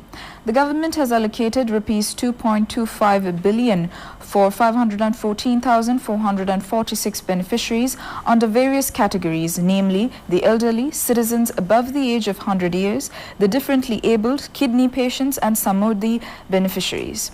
Vanyarachi said that each beneficiary will be given a sum of 5,000 rupees. The government has also decided to give the allowance to those who are on the waiting list, recognized beneficiaries from rural communities and the communities specified under the circular issued by Prime Minister's office recently. Now, finally making headlines, it's a question that is on everyone's mind. When is the country going to come back to normalcy? As much as we know that a lot of this depends on the way the general public uses the opportunities and how careful they are with the opportunities given to them once the curfews have been lifted in certain districts. This headline says, return to normalcy depends on public. The government said that whether the country will return to complete normalcy or not will depend on the behavior of the public. Fielding questions posed by journalists at the weekly cabinet media briefing on Thursday, co-cabinet spokesperson Dr. Bandula Gunawardena noted that irresponsible behavior of the public may lead the country towards a second wave of the COVID-19 pandemic. He cited the ignorant behavior displayed by the people near liquor shops when the government reopened them on the 13th of May as evidence. We have witnessed some countries such as Germany, Singapore and South Korea getting affected by a second wave of the COVID-19 pandemic because of the irresponsible behavior of its citizens. To prevent our country from facing that situation, the President will have to advise the Presidential Task Force to take some critical decisions for the well-being of the public, he added. He further added that the people should be vigilant and follow the guidelines issued by the health authorities, or else the police and defense forces may have to intervene to control the situation under the quarantine curfew regulations. Back to you, Samira. වබ්‍රා ආචාර්ය අමාත්‍ය බන්දුල ගුණවර්ධන මහත්තයා කියනවා ජන ජීවිතය සාමාන්‍යකරණය වෙමින් පවතිනවා. ඉතින් ඒ වෙනුවෙන් වැඩ කටයුතු ගණනාවක් වැඩ පිළිවෙල ගණනාවක් ක්‍රියාත්මකයි. ජනතාවගේ සහාය අවශ්‍යයි. මේ සියල්ලක්ම ඔබ මතක තියාගන්න. අපි යම් ආකාරයකින් යහපත්ව කටයුතු කළොත් සෞඛ්‍ය පුරුදු ගැන කතා කරද්දී අලුතෙන් ආපහු මේ ඔක්කොම මතක් කරලා දෙන්න ඕනේ නැහැ පොඩි ළමයින්ට වගේ. ඔබට තේරෙනවා කොහොමද අපි මේ රෝගය අපේ ළඟට ගන්න නැතුව ටිකක් ඈතින් ඉන්න කියලා. මහජන දුරස්වභාවය සමාජ දුරස්වභාවය තියාගන්න. ඒ වගේම අත් සෝදන්න, මුහුණකට අල්ලන්න එපා. නිරන්තරයෙන් මේ පිළිබඳව ඔබ අවධානය යොමු කරන්න. අපි බලමු අනිකුත් කාරණා විපක්ෂය මොනවද කියන්නේ කියලා. දේශපාලන කාරණා අද අරුණ පොත්පත වාර්තා කරනවා. හිටපු අග්‍රාමාත්‍යතුමාගේ ප්‍රකාශයක් මහමැතිවරණයේ අධිකරණ නඩු ගැන කතා නොකරන්නයි රනිල් එජාප මන්ත්‍රීන්ට කියයි කියලායි අරුණ පොත්පත වාර්තා කරන්නේ. ඒ අනුව පාර්ලිමේන්තු මහමැතිවරණයේ සම්බන්ධයෙන් අධිකරණයේ හමුවේ විභාග වන නඩු සම්බන්ධයෙන් අදහස් පළ නොකරන ලෙස එක්සත් ජාතික පක්ෂ නායක රනිල් වික්‍රමසිංහ මහත්තයා අපේක්ෂකයන්ට දැනුම් දීලා තියෙනවා කියලායි මේ විදිහට කියන්නේ. මේ අවස්ථාවේ COVID-19 වෛරසය පැතිරවීම වැළැක්වීම සඳහා රජය ආරම්භ කරලා තියෙන වැඩපිළිවෙලට සහයෝගය පළ කරමින් එහි අඩුපාඩු පිළිබඳව පෙන්වා දීම පමණක් සිදු කරන්න කියලා දැනුම් දීලා තියෙනවා කියලා එක්සත් ජාතික පක්ෂ ආරංචි මාර්ග කියනවා. ඒ අනුව මේ මහමැතිවරණයේ නඩු ගැන කතා කරන්න යන්න එපා. ඔය වොයිස් කට් එහෙම දෙනකොට මේ COVID-19 යම් අඩුපාඩු තියෙනවා නම් ඒවා කියලා රජයට සහාය දෙන්න කියලායි හිටපු අගමැතිතුමා කියලා තියෙන්නේ. ඉතින් එක්සත් ජාතික පක්ෂයෙන් බෙදුණු කණ්ඩායමක් තමයි සමගි ජන බලවේගය. එකට හිටියේ. නමුත් ඉතින් නාම යෝජනා දෙද්දි වෙන් වුණා. අද බලමු අපි ඒගොල්ලෝ මොනවද කියන්නේ කියලා. ඒ අනුව සමගි ජන බලවේගයේ මහලේකම් වරයා හිටපු පාර්ලිමේන්තු මන්ත්‍රී රංජිත් මදුම් බණ්ඩාර මහත්තයා කියනවා අද මව්බිම වාර්තා කරන්නේ රජය ජනතාව බිල්ලට දෙනවා. රජය ජනතාව බිල්ලට දෙනවා කියලා කියනවා. මේ මොන රජයද දන්නේ නැහැ නේද එතුමා කියන්නේ. වත්මන් රජය COVID-19 මර්ධන සටන වෙනුවට මැතිවරණ වාසිය ලබා ගැනීමට ජනතාවගේ ජීවිත බිල්ලට දෙමින් සූක්ෂම ලෙස දේශපාලන න්‍යාය පත්‍රයක් දියත් කරමින් ඉන්නවා කියලයි රංජිත් මද්දුම් බණ්ඩාර මහත්තයා චෝදනා කරන්නේ. රජයේ COVID-19 වෛරසයේ ව්‍යාප්තිය හමුවේ ක්‍රියාත්මක වූයේ ආශ්‍රයා පැන ගිය පසු ස්ථාලය වැසීම වැනි ප්‍රතිපත්තියක් බව තමයි එතුමා කියලා තියෙන්නේ. හැබැයි ඉතින් රටේ ජනතාවට නම් තේරෙනව නේද මොකද්ද වෙලා තියෙන්නේ? COVID-19 පාලනය කරේ කොහොමද? නිකමට අහලා බලන්නකෝ එක එක පාක්ෂිකයන්ගෙන් පොඩි අදහසක් දෙකක්. අර රජයේ හිටියානම් කොහොමද? මේ රජයේ හිටියානම් කොහොමද? අර රජයේ හිටියානම් මොකද වෙන්නේ COVID-19 පාලනය කරද්දී? ඒ හැම දෙයක්ම ජනතාවට දැන්න තේරෙන විදිහට ඒගොල්ලෝ කියයි. පාස්කු ප්‍රහාරය පහුගිය අවුරුද්දේ එහෙම නැත්නම් පහුගිය රජයේ ක්‍රියාත්මක වුණ කාලේ සිද්ධ වෙච්ච දැවැන්ත හානියක් ශ්‍රී ලංකාවට එක පැත්තකින් අපේ තිබුණ ආරක්ෂාව සම්බන්ධයෙන් තිබුණ නමට ශ්‍රී ලංකාව තුළ යුද්ධය අවසන් වීමෙන් පස්සේ ඒ වගේම ජනතාව විදිහට බොහෝ පිරිසක් පීඩාවට පත් වුණා. පාස්කු ප්‍රහාරයත් එක්ක තමන්ගේ ජීවිතෙන් වන්දි ගෙවන්න සිද්ධ වුණා. මෙහි අගමුල හොයනවා ජනාධිපති කොමිසම. ඉතින් ඒට සාක්ෂි ලබා දෙන්න විවිධ නිලධාරීන් එනවා. පොලිසිය නිලධාරීන් ජ්‍යෙෂ්ඨයන් පහුගිය සිකුරාදා අවසන් වරට සාක්ෂි දුන්න අය මොනවද කිව්වේ කියලා අපි දැන් බලමු. පාස්කු ප්‍රහාරය පිළිබඳව විමර්ශනය කරන ජනාධිපති කොමිෂන් සභාවේ ඊයේ දිනේදී සාක්ෂි ලබා දෙමින් මේගමුව කොට්ටාසය භාර පොලිස් අධිකාරී සිසිල කුමාර මහතා සඳහන් කළේ බුද්ධ්‍යංශ මගින් නිකුත් කළ අනතුරු ඇඟවීමේ ලේඛනය හැරුණුකොට මේගමුව කොට්ටාස භාර ජ්‍යෙෂ්ඨ පොලිස් අධිකාරී චන්දන අතුකෝරළ මහතා තමන්ව විශේෂ දැනුවත් කිරීමක් සිදු නොකළ බවයි. නමුත් 2019 අප්‍රේල් 20 වෙනිදා රාත්‍රියේදී චන්දන අතුකෝරළ මහතා දුරකථනය ඔස්සේ තමා අමතමින් කොට්ටාසේ OICලා අවධානයෙන් තබන ලෙස තමාට දැනුම් දුන් බව ඔහු කොමිසම හමුවේ කියා සිටියා. ඉන් අනතුරුව කොමිසම හමුවේ සාක්ෂි ලබා දුන්නේ දැනට මීගමුව කොට්ටාසේ සේවය කරන බුද්ධ්‍යංශ නිලධාරියෙකු වන අතර ඔහුගේ පෞද්ගලික තොරතුරු මාධ්‍ය ඔස්සේ අනාවරණය නොවන අයුරින් කටයුතු කරන ලෙස කොමිසම මාධ්‍යයෙන් ඉල්ලීමක් කළා. අදාළ බුද්ධි නිලධාරියා කොමිසම හමුවේ සාක්ෂි ලබා දෙමින් කියා සිටියේ සහරාන් හෂීම් නැමැත්තා පිළිබඳව තමන් 2016 වසරේ සිට දැන සිටි බවයි. ඒ කෙසේදැයි කොමිසමේ විමසීමට පිළිතුරු ලබා දෙමින් ඔහු සඳහන් කළේ 2016 වසර වන විට තමන් ත්‍රස්ත විමර්ශන ඒකකයේ යටතේ කල්මුනේ ප්‍රදේශයේ සේවය කළ බවත් එම වකවානුවේ සාම්ප්‍රදායික මුස්ලිම්වරුන් සහ සහරාන් නැමැත්තෙකුගේ කණ්ඩායමක් අතර ගැටුමක් ඇති වූ බවත්ය. අදාළ ගැටුම සම්බන්ධයෙන් සහරාන් හෂීම් නැමැත්තා අත්අඩංගුවට ගැනීමට නියෝගයක්ද නිකුත් කර තිබූ බව ඔහු කොමිසම හමුවේ කියා සිටියා. මෙහිදී කොමිසම විමසා සිටියේ අදාළ කාලයේදී සහරාන් හෂීම් පිළිබඳ සිදු කෙරුණු පරීක්ෂණ සඳහා බාධා සිදු වූයේද යන්නයි. ඒ වකවානුවේ සහරාන් හෂීම් නැමැත්තා අත්අඩංගුවට ගැනීම සඳහා තමන් ඇතුළු කණ්ඩායමක් විශේෂ මෙහෙයුමකට සූදානම්ව සිටි බවත් පසුව අදාළ මෙහෙයුම නවතා දමන ලෙස පොලිස්පතිවරයා තමාට දැනුම් දුන් බවත් එවකට ත්‍රස්ත විමර්ශන ඒකකයේ භාරව කටයුතු කළ නියෝජ්‍ය පොලිස්පති නාලකද සිල්වා තමා සමග පැවසූ බවත් එම බුද්ධි නිලධාරියා කොමිසම හමුවේ කියා සිටියා. අනතුරුව කොමිසම හමුවේ සාක්ෂි ලබා දුන්නේ කටුවාපිටිය ශාන්ත සෙබස්තියන් දේවස්ථානය අයත් වන කටාන පොලිස් ස්ථානාධිපති කෝසල චමින්ද නවරත්න මහතායි. මෙහිදී කොමිසමේ සභාව විමසා සිටියේ පාස්කු ප්‍රහාරය සම්බන්ධයෙන් ඉහළ නිලධාරීන් තමන්ව දැනුවත් කළාද යන්නයි.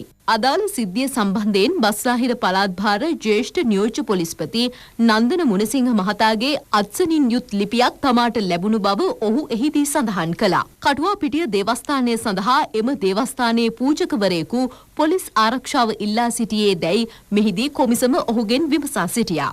ඊට පිළිතුරු ලබා දෙමින් චමින්ද නවරත්න මහතා සඳහන් කළේ කඳවල දේවස්ථානයෙන් පමණක් පොලිස් ආරක්ෂාව තමාගෙන් ඉල්ලා සිටි බවයි. කෙසේ වෙතත් කටාන ස්ථානාධිපතිවරයා මීට පෙර පොලිස් පරීක්ෂණ සඳහා ලබා දුන් ප්‍රකාශයන්හි සටහන් වී ඇත්තේ කටුවාපිටිය දේවස්ථානය ඔහුගෙන් පොලිස් ආරක්ෂාව ඉල්ලා සිටි බවයි. අනතුරුව කොමිසම් සභාව විසින් අදාළ ප්‍රකාශයන් ඇතුළත් ලේඛනය කටාන ස්ථානාධිපතිවරයාට පෙන්වීමෙන් පසු තමන් කටුවාපිටිය දේවස්ථානයට ඉල්ලා තිබූ පොලිස් ආරක්ෂාව ලබා නොදුන් බව ඔහු කොමිසම හමුවේ පිළිගත්තා. මේක තමයි තත්ත්වය. ඉතින් සමහර තැන්වල පරස්පරයි කියපු දෙයම ආයෙ නැහැ කියලා කියනවා. මේ අපේ අහිංසක ජනතාවගේ ජීවිතත් එක්ක සෙල්ලම් කරලා තියෙන්නේ. අර හිටපු ආරක්ෂක ලේකම්තුමා වගේ තමයි සමහර නිලධාරීන් හිතුවේ නැහැ කියනවා, දන්නේ නැහැ, දැක්කේ නැහැ. ඊට එහා ගිය දැනුම් දීලා තිබුණා. හැබැයි හිතුවේ නැහැ මේ වගේ ප්‍රහාරයක් එල්ල වෙයි කියලා. ගමක තියෙන පල්ලියකට මේ ප්‍රහාරයක් එල්ල වෙයි කියලා හිතුවේ නැහැ. එවැනි ප්‍රකාශ තමයි දෙන්නේ. ඉතින් බලමු අපි මේ සියල්ලක්ම හොයාගෙන යද්දී කවුද වැරදි කවුද හරි ඒ ගැන රටේ ජනතාවට යම් හිතේ තියෙනවා උත්තරයක් තියෙනවා මේ මෙහෙම තමයි වෙලා තියෙන්නේ කියලා. හරියටම බලා ගන්න පුළුවන්කම ලැබෙයි. කෙසේ හෝ මේ මියගිය සියලු දෙනාට සාධාරණයක් ඉටු කිරීමයි අවශ්‍ය වන්නේ. වගේම පීඩාවටපත් වූ සියලු දෙනාටම සාධාරණයක් ඉටු කිරීමයි අවශ්‍ය වන්නේ. ඒ වෙනුවෙන් තමයි මේ ආකාරයෙන් ඒ කටයුතු කෙරෙමින් ඉස්සරහට යන්නේ. Abra?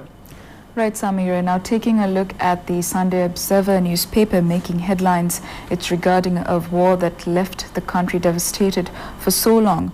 However, it says anniversary ending the LTTE terror. The anniversary of ending the brutal terrorism will be commemorated at the War Heroes Memorial near the Parliament grounds under the patronage of President Gotabaya Rajapaksa and Prime Minister Mahinda Rajapaksa, army media sources said. The ceremony scheduled for 4 p.m. on the 19th of May will be conducted in keeping with COVID-19 guidelines of the Health Ministry. Also making headlines, it says all errors in electricity bills will be rectified promptly, says Mahinda Amravira. Minister of Transport, Service Management, Power and Energy Mahinda Amravira said he has instructed the Ceylon Electricity Board to rectify the errors promptly in calculating the monthly electricity bills of some consumers. The minister has directed the CEB and the Lanka Electricity Company to issue separate electricity bills to consumers for the months of March and April and provide a grace period to settle the bills. Accordingly, the consumers will be given a 1-month grace period to settle their bills of the last 2 months with no extra charges imposed for delays. A discussion was also held regarding the billing issues on Wednesday, the 13th of May. Back to you, Samira. අබ්‍රා මේක තමයි තත්ත්වය. ඉතින් මහ ජනතාවට ලබා දෙන්න දැවැන්ත සහන ගණනාවක් තවදුරටත් ඉදිරියටත් මේ සහන වැඩපිළිවෙල ක්‍රියාත්මක වෙනවා විපතටපත් වූ අය වෙනුවෙන්. අද දිනමින මේ පිළිබඳව වාර්තා කරනවා. අපි දිනමින ප්‍රවෘත්ති බලමු. රුපියල් 5000 දීමනාව ජූනි මාසයටත් ලබා දෙන්න යනුව කටයුතු කරනවා කියලා බන්දුල ගුණවර්ධන මහත්තයා කියනවා.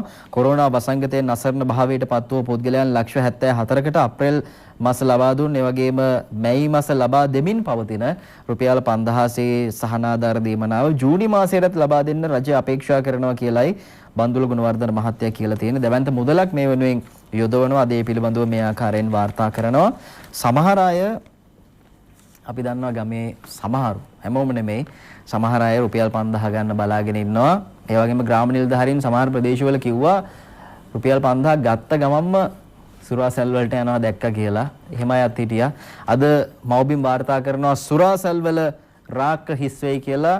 මව්බිම් ප්‍රවෘත්තිය මේ අරගෙන එන්නේ දිවෙන පුරා මත්පැන් අලෙවිහල් වල වයින් ස්ටෝර්ස් මත්පැන් හිඟියක් ඇති වෙලා තියෙනවා කියලයි ඊරද මව්බිම් මේ විදිහට තොරතුරු අනාවරණය කරගන්නේ. අද ඒ පිළිබඳව විස්තර අරගෙන එන්නේ. ඉතින් අපි දන්නවා කොළඹ ගම්පහ සුපර් මාකට් වල විතරයි මේ හැරලා තියෙන්නේ. ඒ වගේම අනිත් ප්‍රදේශවල ඇඳිරි නීතිය නැති ප්‍රදේශවල සුරාසැල් අරින්න අවසර ලබා දුන්න විවෘත කරන්න. ඉතින් ඒකත් එක්ක රාක්ක හිස් වෙලා තියෙනවා. මොන තරම් සමහරු ඉඳලා තියෙන්නේ මේ මොන වගේ මානසිකත්වයකද නැතුවම බැරි දෙයක් බවට වගේ පත් වෙලා තියෙන බවක් තමයි සමහරුන්ට නම් තේරෙන්නේ මේ තත්ත්වයට එක්ක මේ වාර්තාවත් එක්ක. රට සිටින අයට බඩු යවන්න ක්‍රමයක් අද මව්බිම කියන තවත් ප්‍රවෘත්තියක්. ගුවන් තැපෑලින් හා මුහුදු තැපෑලින් විදේශගතව සිටින සිය හිතමිතුරන්ට අවශ්‍ය ලිපි හා භාණ්ඩ යැවීමට සහනදායී වැඩපිළිවෙලක් මේ මාසේ 18 වෙනිදා ආරම්භ කරනවා කියලා තැපැල්පත්තුමා කියනවා. ඒ ගැන අද මේ විදිහට වාර්තා කරනවා. මේ අතර නිරෝධායන මධ්‍යස්ථාන වලින් 8847ක් පිට වෙලා කියලා යුද හමුදාපතිතුමාගේ ප්‍රකාශයක් අද මව්බිම අරගෙන එනවා. මේ වෙද්දී නිරෝධායන මධ්‍යස්ථාන වල නිරෝධායන මධ්‍යස්ථාන කිහිපයක් තියෙනවා. ඉතින් ඒවෙන් මේ නිරෝධායන වල උණ පුද්ගලයන් 8847ක් පිටත් වෙලා තියෙනවා කියලයි මේ විදිහට තොරතුරු කියන්නේ. ඒ සියලු දෙනාම යන්නේ මිනිස්සු හමුදාවට ආචාර කරලා හරියට කියනවා නම් අර වැඳලා එහෙමයි යන්නේ. ඇත්තරම ඒ තරම් ගෞරවයක් තියෙනවා යුද හමුදාවට සහ ත්‍රිවිධ හමුදාවටම මේ නිරෝධායන කටයුතු සිදු කිරීම සම්බන්ධයෙන්. ඒගොල්ලෝ හිතාගෙන ඉන්නේ යනකොට වෙන චිත්‍රයක්. හැබැයි එතනට ගියාම තේරෙනවා මෙන්න මේ වැඩපිළිවෙල ඉතාමත් ප්‍රසාද ජනකයි කියලා. මේ මොන දේවල් කවුරු මොනවා කිව්වත් ගිය අය අන්තිමට එළියට එන්නේ හැමෝම සතුටු සිතින් යුතුව. ඒ පිළිබඳවත් මතක් කරන්න ඕනේ අපේ උත්තමාචාර්ය ත්‍රිවිධ හමුදාවට පාසල් ආරම්භන විට తాවකාලිකව අනියුක්ත කළ ගුරුවරුන් නිත්‍ය පාසල් වෙත වාර්තා කළ යුතුයි. අද මේ පිළිබඳව කියනවා මව්බිම් පුවත්පත ජාතික පාසල් වල සේවය කර වෙනත් පාසල් වලට తాවකාලිකව අනියුක්ත කරනු ලබන ගුරු බවතුන් පාසල් ආරම්භ කරන දිනේදී තම නිත්‍ය සේවා ස්ථානයේ වෙත වාර්තා කළ යුතු බව අධ්‍යාපන අමාත්‍යාංශය කියනවා. ඒ වගේම අනුර කුමාර මහත්තයාගේ අදහසක් තියෙනවා අද මව්බිම් පත්තරේ ගෝඨාගේ ඊළඟ පියවර ගැන අනුරගෙන් අභියෝගයක් කියලයි ඔහු මේ සටහන මව්බිමට එකතු කරගන්නේ. අනුරාධා හේරත් නව පාර්ලිමේන්තුව මැයි 14 දින කැඳවන බවට ජනාධිපති ගෝඨාභය රාජපක්ෂ ප්‍රකාශ කළත් මැයි 14 ඉක්මවා ඇති බැවින් ඔහු විසින් ඊළඟට ගන්නා ක්‍රියාමාර්ගයේ කුමක්දයි වහාම රටට ඉදිරිපත් කරන ලෙස ජයපනායක හිටපු පාර්ලිමේන්තු මන්ත්‍රී අනුර කුමාර දිසානායක මහත්තයා අවධාරණය කරනවා. ඒක ඉතින් ජනාධිපතිතුමා කියන්න ඕනේ නැහැ. ජනතාවට තේරෙන විදිහට මැතිවරණ කොමිෂම තමයි ඊළඟ මේ ඡන්දය දිනේ ප්‍රකාශයට පත් කරලා තියෙන්නේ. එතකොට එතනින් එහා අපි දන්නවා ව්‍යවස්ථාවේ තියෙන විදිහට ඡන්දය තිබ්බට පස්සේ මහජන නියෝජිතයන් පත් වුණාම පාර්ලිමේන්තුව කැඳවන්න හැකියාව ලැබෙනවා. ජනාධිපතිතුමා කියනවා මේ පරණ පාර්ලිමේන්තුව නම් කිසිසේත්ම යලි කැඳවන්නේ නැහැ කියලා. කෙසේ නමුත් අනුර මහත්තයා අභියෝගයක් කරනවා කියලායි අද මව්බිම මේ විදිහට තොරතුරු විස්තර අරගෙන එන්නේ. ආදායම් බලපත්‍ර සහනය ජූලි 31 වෙනිදා තෙක් ක්‍රියාත්මකයි. දැනට කල්පිරලා තියෙන වාහන ආදායම් බලපත්‍ර නිකුත් කිරීම සඳහා ජූලි 31 වෙනිදා දක්වා සහන කාලයක් ලබා දෙන්න තීරණය කරලා තියෙනවා. බස්නාහිර පළාත් ප්‍රධාන ලේකම් වරයා තමයි මේ ආකාරයෙන් සඳහන් කරන කතාව අද මව්බිම මේ විදිහට වාර්තා කරලා තියෙන්නේ.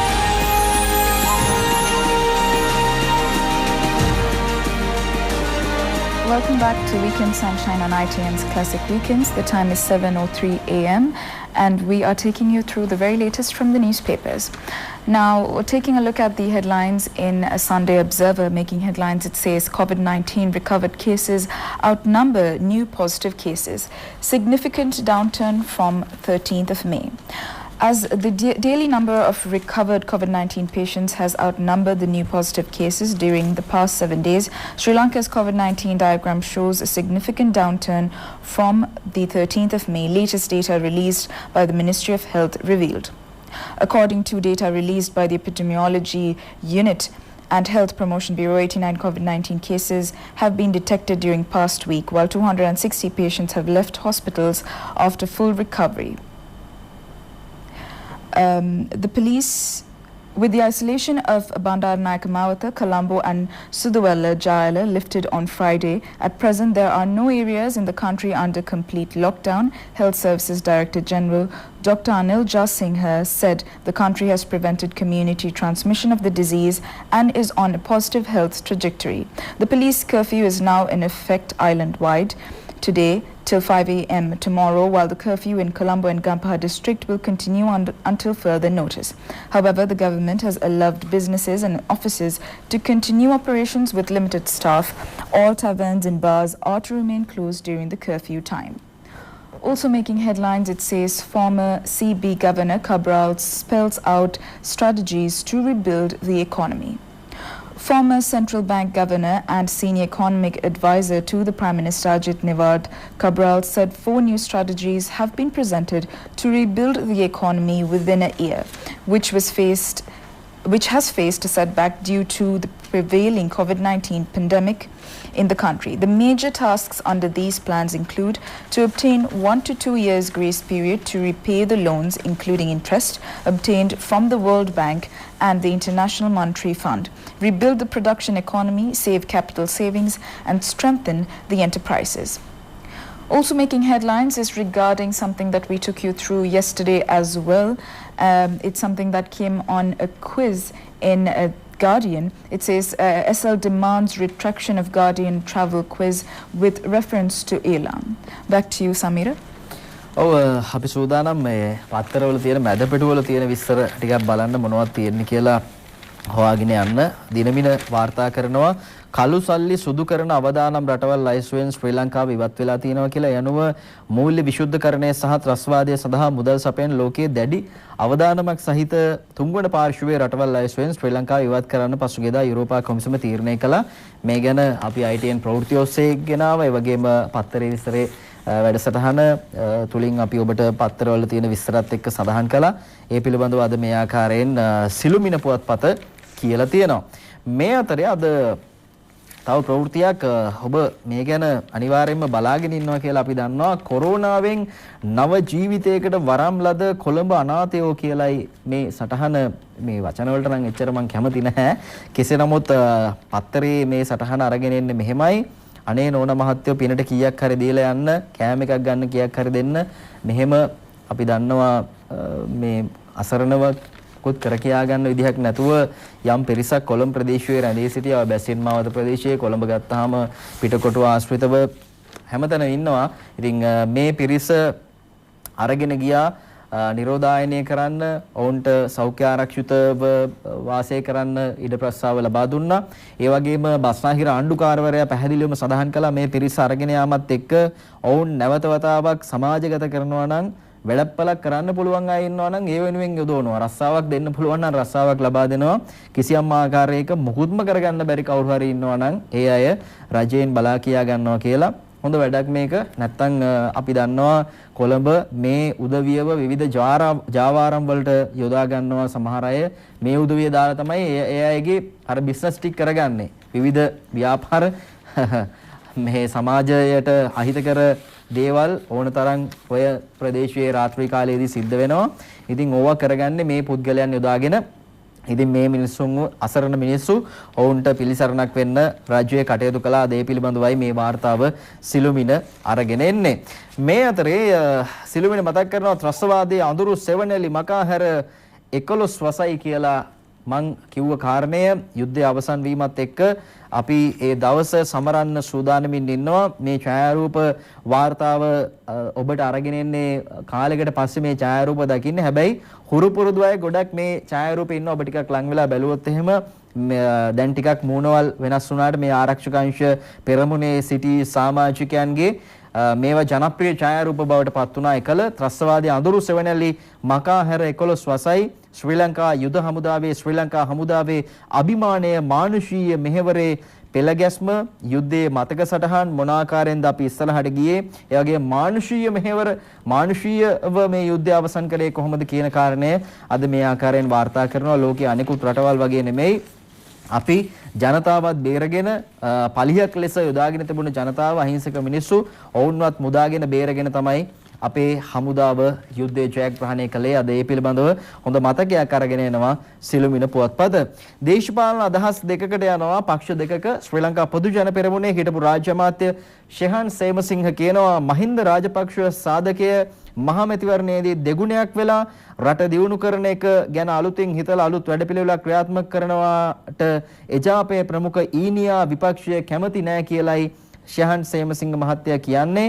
ඒ වගේම එදා අපි මෛත්‍රීපාල සිරිසේන ජනපති සරණේ බුලත් කොලයෙන් තරඟ කරන්න ගත්තු තීරණය අපේ කඳවුර ගත්තු මෝඩ තීරණයක් කියලා මම හිතන්නේ. ඡන්දය අතළඟ තියාගෙන අපි මේවා කියන්නේ ඡන්ද සටන් පාට විදිහට නෙවෙයි. හිටපු ජනාධිපතිවරයා 2015 දී මහින්ද රාජපක්ෂ මහත්තයාට කළ ද්‍රෝහිකම් අපිට අමතක නැහැ මේ විදිහට කියලා තියෙනවා ෂෙහාන් සේමසිංහ මහත්තයා. මේ අතරේ අපි බලමු හිටපු විපක්ෂයේ අදහසක් රවි කරුණානායක මහත්තයා එක්සත් ජාතික පක්ෂයේ නියෝජ්‍ය නායකයා රට ගොඩනගන්න නම් ජාතික ආණ්ඩුවක් හදන එක තමයි හොඳම විසඳුම. හිටපු මුදල් අමාත්‍ය රවි කරුණානායක මහත්තයා එහෙම කියනවා. පාස්කු ප්‍රහාරය ගැන තොරතුරු ලැබී තියෙද්දිත් ඒ වළක්වා ගන්න බැරි වුණේ ඇයි කියලා අහන්න ඕනේ මෛත්‍රීපාල සිරිසේන හිටපු ජනාධිපතිගෙන් කියලා එතුමා කියලා තියෙනවා. ඒ වගේ ජාපේ නායකත්වයට පත් වෙන්න මමත් සුදුස්සෙක්. සජිත් ප්‍රේමදාස අනවබෝධයෙන් හෝ මැතිවරණයට බයෙන් කරන යෝජනා හොඳ නැහැ. මැතිවරණය කල් දාන්න කියලා අපි එජාපයේ විදිහට කිසිම වෙලාවක බලපෑම් කරලා නැහැ කියලත් රවි කරුණානායක මහත්තයා කියලා තියෙනවා. අද ඒ පිළිබඳවයි සිළුමිණ මේ ආකාරයෙන් පක්ෂ විපක්ෂ අදහස් දෙකක් අරගෙන එන්නේ. මේ කොරෝනා වසංගතයේ අතරතුරේ අපි දන්නවා දැවැන්ත සහනයක් ලබා දුන්නා ITN මනුෂ්‍යත්වයේ සත්කාරය. කලාකරුවන් හොයාගෙන ගියා යම් ආකාරයකින් බඩුවක් මුට්ටුවක් ගන්න එළියට පහළට බහින්න බැරුව නිවසට වෙලා කොටු වෙලා හිර වෙලා හිටපු අපේ හිතවතුන් කලාකරුවන් අපේ රටට ආඩම්බරයක් අභිමානයක් ගෙන ආපු කලාකරුවන් ඒ වගේම ළමා නිවාස වැඩිහිටි නිවාස සාමාන්‍ය ජනතාව අසරණ වෙලා ඉන්න මේ සියලු දෙනා හොයාගෙන ගිහිල්ලා අපිට පුළුවන් විදිහට ආධාර උපකාර කරන්න රටේ ජනතාවත් එක්ක එකතු වෙලා ITN මනුෂ්‍යත්වයේ සත්කාරයට හැකියාව ලැබුණා. ඉතින් ඒ සඳහා තවත් දායකත්වයන් කිහිපයක් ලැබුණා. අපි ඒ ගැන බලමු. ස්වාධීන රූපවාහිනී මාධ්‍යජාලයේ මනුෂ්‍යත්වයේ සත්කාරය තුලින් විවිධ පාර්ශව රැසකට සහන සැලසීමට මෙවන විටත් පියවරගෙන තිබෙනවා. මනුෂ්‍යත්වයේ සත්කාරයේ වැඩසටහන සඳහා රජයේ වෛද්‍ය නිලධාරීන්ගේ සංගමය රුපියල් ලක්ෂ 2ක මුදලක් අද පරිත්‍යාග කළා. 306C එක සිංහ සමාජයේද රුපියල් ලක්ෂ 3ක මුදලක් මේ සඳහා ලබා දුන්නා. ස්වාධීන රූපවාහිනී මාධ්‍යජාලයේ සභාපති සුදත් රෝහණ මහතා එම පරිත්‍යාග භාරගත්තා. 306C සිංහ සමාජයේ සිංහාධිපති සිංහ මහින්ද පෙරේරා මහතා ඇතුළු කිහිප දෙනෙකු එම අවස්ථාවට එක්ව සිටියා. මනුෂ්‍යත්වයේ සත්කාරය සමග එක්ව සිටින දිස්ත්‍රික්ක 306A එක සිංහ සමාජය කළුතර නාගොඩ මහරෝහලට ආරක්ෂිත ඇඳුම් හා මුඛාවරණ තොගයක් ප්‍රදානය කළා. රෝහලේ අධ්‍යක්ෂ වෛද්‍ය තමර කළුබෝවිල මහතා සිංහ සමාජ සමාජිකයන් අතින් එම පරිත්‍යාගයන් බාරගත්තා. මේ අතර ITN මනුෂ්‍යත්වයේ සත්කාරයට සමගාමීව පානුදුර මූලික රෝහලේ කාර්ය මණ්ඩලයටද ආරක්ෂිත ඇඳුම් කට්ටල හා මුඛ ආවරණ ප්‍රදානය කෙරුණා. 306A එක සිංහ සමාජයයි ඒ සඳහාද දායක වුණේ. සිංහාධිපති ශ්‍රීලාල් ප්‍රනාන්දු මහතා අතින් මූලික රෝහලේ වෛද්‍ය අධිකාරී ඉන්ද්‍රාණී ගොඩකන්ද මහත්මිය වෙත එම පරිත්‍යාග භාර දුන්නා. ඉතින් මේ තමයි අපිට දායකත්වයන් ලැබුණේව සහ අපේ පරිත්‍යාගයන් සිද්ධ කරනවා. තවදුරටත් මේ අපිට අපේ රටේ ජනතාව උදව් උපකාර කරනවා ITN මනුෂ්‍යත්වයේ සත්කාරය තුලින් අපි අවශ්‍යම කෙනාට මේ මොහොතේ සරණක් අවශ්‍යම කෙනාට තමයි ගිහිල්ලා මේ දායකත්වයන් ලබා දෙන්නේ මේ දේවල් ලබා දෙන්නේ. ඉතින් ඒ වෙනුවෙන් ඔබට තවදුරටත් දායක වෙන්න ඕනම ආයතනයකට නැත්නම් පෞද්ගලිකව යමක් ලබා දෙනවා නම් ඔබට ITN මනුෂ්‍යත්වයේ සත්කාරය හරිම තැනට ලබා දෙන්න කියලා අපි ඔබට යම් මතක් කිරීමක් ඉල්ලීමක් කරනවා. මව්බිම් පත්තරේ මැද පිටුවල තියෙන තවත් සටහනක් මේ මුහුදු මහා විහාරය ගැන 30 වසරකට පසු බිම්මයිති උරුමයට සටන් කළ මුහුදු මහා විහාරයට සැනසුම් සුසුමක් කියලායි අද මේ ආකාරයෙන් මව්බිම තොරතුරු වාර්තා කරන්න. ඉතින් මේ පිළිබඳව අද සිළුමිණත් අරගෙන එනවා සටහනක්.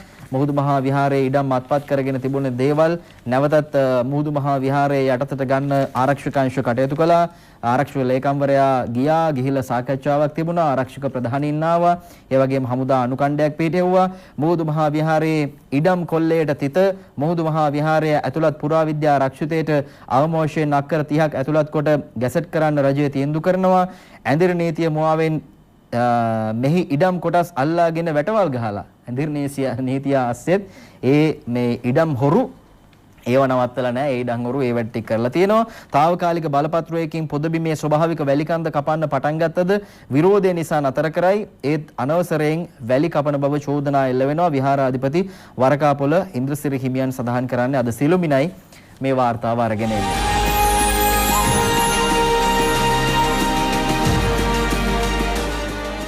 Welcome back to the show. The time is 7:18 a.m. and we're now continuing to take you through the newspapers. Now, still on Sunday Observer making headlines, it says COVID-19 fund surpasses rupees 1 billion. There is an image and under that it says Chairman Sri Lanka Telecom Rohan Fernando handing over a cheque for rupees 50 million to President Gotabaya Rajapaksa at the Presidential Secretariat on Friday. The Chief Executive Officer of Mobitel, Nalin Pereira, and other members of the Board of Directors were also present. Sri Lanka Telecom and Mobitel donate rupees 50 million. As the COVID-19 Healthcare and Social Security Fund surpassed 1 billion rupees, President Gotabaya Rajapaksa promised to make the fund's audited reports public to ensure transparency. Set up by President Gotabaya Rajapaksa on the 23rd of March, the fund is expected to supplement COVID-19 relief efforts. The fund's balance reached rupees 1,064.4 million last week. The PMD said in a release. The president also donated his salary for 3 months to the COVID-19 fund last Thursday, thereby setting an example. The respective check was handed over to the secretary to the president, P.B. Jayasundara. Also making headlines, it's regarding the weather again. It says adverse weather claims 2 lives. Kegol receives highest rainfall of 214 millimeters, likely to intensify into severe cyclonic storm. 2 deaths due to the adverse weather experience across the country were reported yesterday from Kegol. According to the Disaster Management Center, a man was swept away by floodwaters, and then later a woman remains missing after an earth embankment collapsed on her home in Kegol. According to the Department of Meteorology, Kegol had received the highest rainfall of 214 millimeters during the 24-hour ending Saturday. The department has issued a red warning for Sri Lanka, signaling severe adverse weather due to a low-pressure area over the southeast Bay of Bengal developing into a depression. Wind speed can increase up to 40 to 50 kilometers per hour. A release is issued by the department said. Showers or thunder showers are forecast for the southern, western, Sabaragamu and central provinces, with isolated very heavy showers exceeding 150 millimeters over the weekend. Back to you, Samira. අධික වැසි ක්‍රියාත්මක වෙන්න පුළුවන් අද දවසේදීත් ප්‍රදේශ සමහර ප්‍රදේශවල අපි මේ ගැන තොරතුරු විස්තර කිව්වා. ඉතින් ඔබ පරිස්සමෙන් කටයුතු කරන්න. ඒ වගේම නායයාමේ අවදානමක් යම් ප්‍රදේශවලට තියෙනවා. ඒ ගැනත් ඔබ හිතලා වැඩ කරන්න. ඒ වගේම පොලිසිය කියනවා ඇඳිරි නීතිය ක්‍රියාත්මක වෙනවා මුළු රටටම. ඇඳිරි නීතිය දැඩිව ක්‍රියාත්මක කරනවා කියලා. ඔබ අනවශ්‍ය කාරණාවලට නෙමෙයි අවශ්‍ය කාරණයකටවත් යම් ආකාරයකින් නේද මුකුත් එහෙම ඕනේ නැහැ. දැන් සතියක් විතර තිබ්බනේ ඇඳිරි නීතිය ලිහිල් කරලා. ඉතින් ඕනි කරන බඩමුට්ටු ඔක්කොම ගන්න ඇති. කිසිම දෙයකට ඔබ එළියට යන්න එපා. මේ ඇඳිරි නීතිය තදින්ම ක්‍රියාත්මක කරනවා 100% ක්‍රියාත්මක කරනවා කියලා පොලිස් නීති දිශාව බහර නියෝජ්‍ය පොලිස්පති අජිත් රෝහණ මහත්තයා කියනවා. ඒ පිළිබඳවත් ඔබට මතක් කරන්න ඕනි. බේබද්දු ආණ්ඩුවට කෝටි 2200ක් පාඩු කරලා තියෙනවා කියලා අද සිළුමිණ වාර්තා කරනවා. මාර්තු 20 වෙනිදා ඉඳලා මෙරට සුරාසල් නොහොත් බාර් වසා තැබීම නිසා රජයට අහිමි වූ මුදල රුපියල් කෝටි 2200ක් බව තමයි මේ විදිහට තොරතුරු කියන්නේ. ඉතින් මේගොල්ලෝ නෙමෙයි සමහර හිටපු නැති ඇමතිවරු නේද? ඇමතිවරු කොච්චර පාඩු කරලා තියෙනවද? එහෙම ජනතාවටත් යම් ප්‍රශ්නාර්ථයක් තියෙනවා. රාජ්‍ය භාණ්ඩාගාරය හිස් වෙන්න, අඩු වෙන්න මොනතරම් දේවල් එහෙට මෙහෙට වුණාද කියලා යම් අයගෙන් උණ කතා එක්ක ඒ වගේම උණ දේවල් එක්ක මිනිස්සුන්ට යම් සැකයක් තියෙනවා. රාජිත සේනාරත්න මහත්තයා ගැන මේ දවස්වල කතා වෙනවා. අපි බලමු එතුමා ගැන පක්ෂ විපක්ෂ අදහස්. මේ මනෝෂ නානායක්කාර අපි අහන්නේ මේ වෙලාවේ නඩු තිබිලා තියෙන්නේ රාජිත සේනාරත්න මහත්තයාට විතරද? මේ රටේ මහ බැංකු මුදල් කොල්ලයක් සිද්ධ වුණා කියලා මේ අය කිව්වා. ඒකට විරුද්ධව තීන්දුව తీරන ගන්නවා කෝ ජනාධිපතිවරණයෙන් පස්සේ කෝ මහ බැංකු හොරු. මේ හොරකම් කරපු අය ඉන්නව නම් අත්අඩංගුවට ගන්න. මේ රටට පිළිකා බෙහෙත් ගෙන්නලා තියෙනවා කියලා පාවිච්චිට නුසුදුසු ඒ වගේම තමයි නොයෙකුත් කතන්දර ගොඩක් තියෙනවා. ඉතින් මේ තොරතුරු පිළිබඳව රජයක් හැටියට වෙනම පරීක්ෂණ පැවැත්වුවොත් රාජසේනාධිපති මැතිතුමාට මීට වඩා කාලයක් එතුමාට සිද්ධ වෙනවා මේවට මුහුණ දීලා ඒ ඉන්න තැන්වල ඉන්න. ඒ නිසා මේ සිද්ධිය අධිකරණයෙන් ගත්ත තීන්දුවක්, නීතිපති දෙපාර්තමේන්තුවෙන් ගත්ත තීන්දුවක්. මැතිවරණය කල් දැම්මේ අතිගරු ජනාධිපතිතුමා නෙවෙයිනේ. මැතිවරණය කොමිසම විසින් තීන්දුවක් ගන්න. එනිසා මැතිවරණ කොමිසම ස්වාධීන නම් ඒ ඇයට ඒ ස්වාධීන තීන්දුව ගරු කරන්න අපි පුළුවන්. අම්පයර් ඇඟිලි ඉස්සෙන් පස්සේ අවුට් තමයි. ඒ වගේම ඉතින් අද්ද කිස්සොත් 6යි. ඒක බිත්තියේ වැදුනද නොට් අවුට්ද කියන එක පස්සේ බලන්න වෙනවා. මැතිවරණ කොමිසම අපත් කරා නම් මැතිවරණ කොමිසම විසින් තීන්දුවක් අරගෙන තියෙනවා නම් මැතිවරණය කල් දාන්න ජනාධිපතිතුමා අතින් කිසිම නිත්‍යානුකූලව හෝ එහෙම නැත්නම් ව්‍යවස්ථානුකූලව හෝ වරදක් වෙලා නැහැ. MCC ගිවිසුම රජයක් අනුමත කරන්න පුළුවන් ඒ රටේ පාර්ලිමේන්තුවේ අනුමැතියෙන් පමණයි. එක්ක ගෝඨාභය රාජපක්ෂ මහින්ද රාජපක්ෂ ඡන්දෙට ඉස්සෙල්ලා මම මේක කිව්වේ එළියට බහැලා කියන්න ඕනේ ප්‍රසිද්ධියේම අපිට MCC එක ඕනේ නැහැ. අපි ඒක ගන්නෙ නැහැ කියලා. ඒ දෙන්නගෙන් එක්කෙනෙක්වත් ඒක කිව්වේ නැහැ. MCC ගිවිසුම ගැන පුදුම විදියට කිමුල් කඳුළු හලන විපක්ෂයක් නේ ඉන්නේ. අපි පැහැදිලිවම කියන්න ඕනේ මේ පවතින ගෝඨාභය රාජපක්ෂ මහින්ද රාජපක්ෂ රජය යටතේ එක්සත් ජාතික පක්ෂය යෝජනා කරලා අත්සන් කරන්න නියම වෙලා තිබිච්ච MCC ගිවිසුම අත්සන් කරන්නේ නැහැ. ඒ වගේම තමයි MCC ගිවිසුමේ මොන කාරණාවක් අඩංගු වුණත් ඔවුන්ගේ ඉඩම් අයිතිය සම්බන්ධයෙන් කාරණාව ඇතුළත් වන තාක්කල් කිසිම අවස්ථාවක මේ යෝජිත MCC ගිවිසුම අත්සන් කරන්න අපි සූදානම් නැහැ. Play pretend as kids might have been on fun and games back then, but as adults it can really take a toll on you. However, we will now be taking you through the very latest in politics, current affairs and a lot more in a rather entertaining manner from the perspective of cartoon artists. Samira? ඔව් විස්තර ඔක්කොම කිව්වා. ඊට පස්සේ අපිට cartoon බලන්න තියෙන්නේ MD Weeraratne අඳිනවා සිලෝන් ටුඩේ පත්තරයට කාටුන් එකක්. අපි ඒක මුලින්ම බලමු. මෙන්න ඉන්නවා සාමාන්‍ය වැසියෙක් රුපියල් 5000 දෙනවා මේ කෙනාට පිටිපස්සෙන් දෙනවා නේද? ඒක ගන්නවත් එක්කම බලන්නේ යන පැත්ත බලන්න වයින් ස්ටෝර්ස් ඒක පැත්තට තමයි යන්නේ. ඒකත් අරගෙන සමහර තැන්වල එහෙම දේවල් ආරංචි වුණා. මම ඔබට කිව්වනේ. මෙන්න අනිත් කාටුන් එක හසන්ත විජේනායක අද දිවයින පත්තරයට අඳිනවා. සමාවන්න අරුණ පත්තරේ තියෙන්නේ. මෙන්න මෙහෙමයි තියෙන්නේ මේ කාටුන් එක. පේන විදිහට සජිත් ප්‍රේමදාස මහත්තයයි රනිල් මහත්තයයිද කොහෙද නාම යෝජනා කියන සරම ඇඳගෙන ඉන්නවා සජිත් ප්‍රේමදාස මහත්තයා. හැබැයි වැඩේ තියෙන්නේ රනිල් මහත්තයා හිටපු අගමැතිතුමා සරම අදිනවා මේ ගලවලා දාන්න වගේ හදන්නේ නාම යෝජනා බාර දීලා තියෙනවා. නමුත් යම් පැමිණිල්ලක් ඉදිරිපත් වෙලා තියෙනවා. ඒක වළංගු නැහැ කියලා මම හිතන්නේ ඒ ගැන තමයි මේ කාටුන් එක අඳින්නේ. හුරේර කාටුන් එක ඇවිල්ලා සජිත් ප්‍රේමදාස මහත්තයාගෙන් අහනවා අරුණ පත්‍රයේ තියෙන්නේ කොරෝනා සම්බන්ධයෙන් ආණ්ඩුව ගත්ත ක්‍රියාමාර්ග මදි කියලා ඔබතුමා කියන්නේ ඇයි? දැන් බලපන් මේගොල්ලෝ කොරෝනා වෙනුවෙන් එක ගමක්වත් හැදුවද? නෑනේ.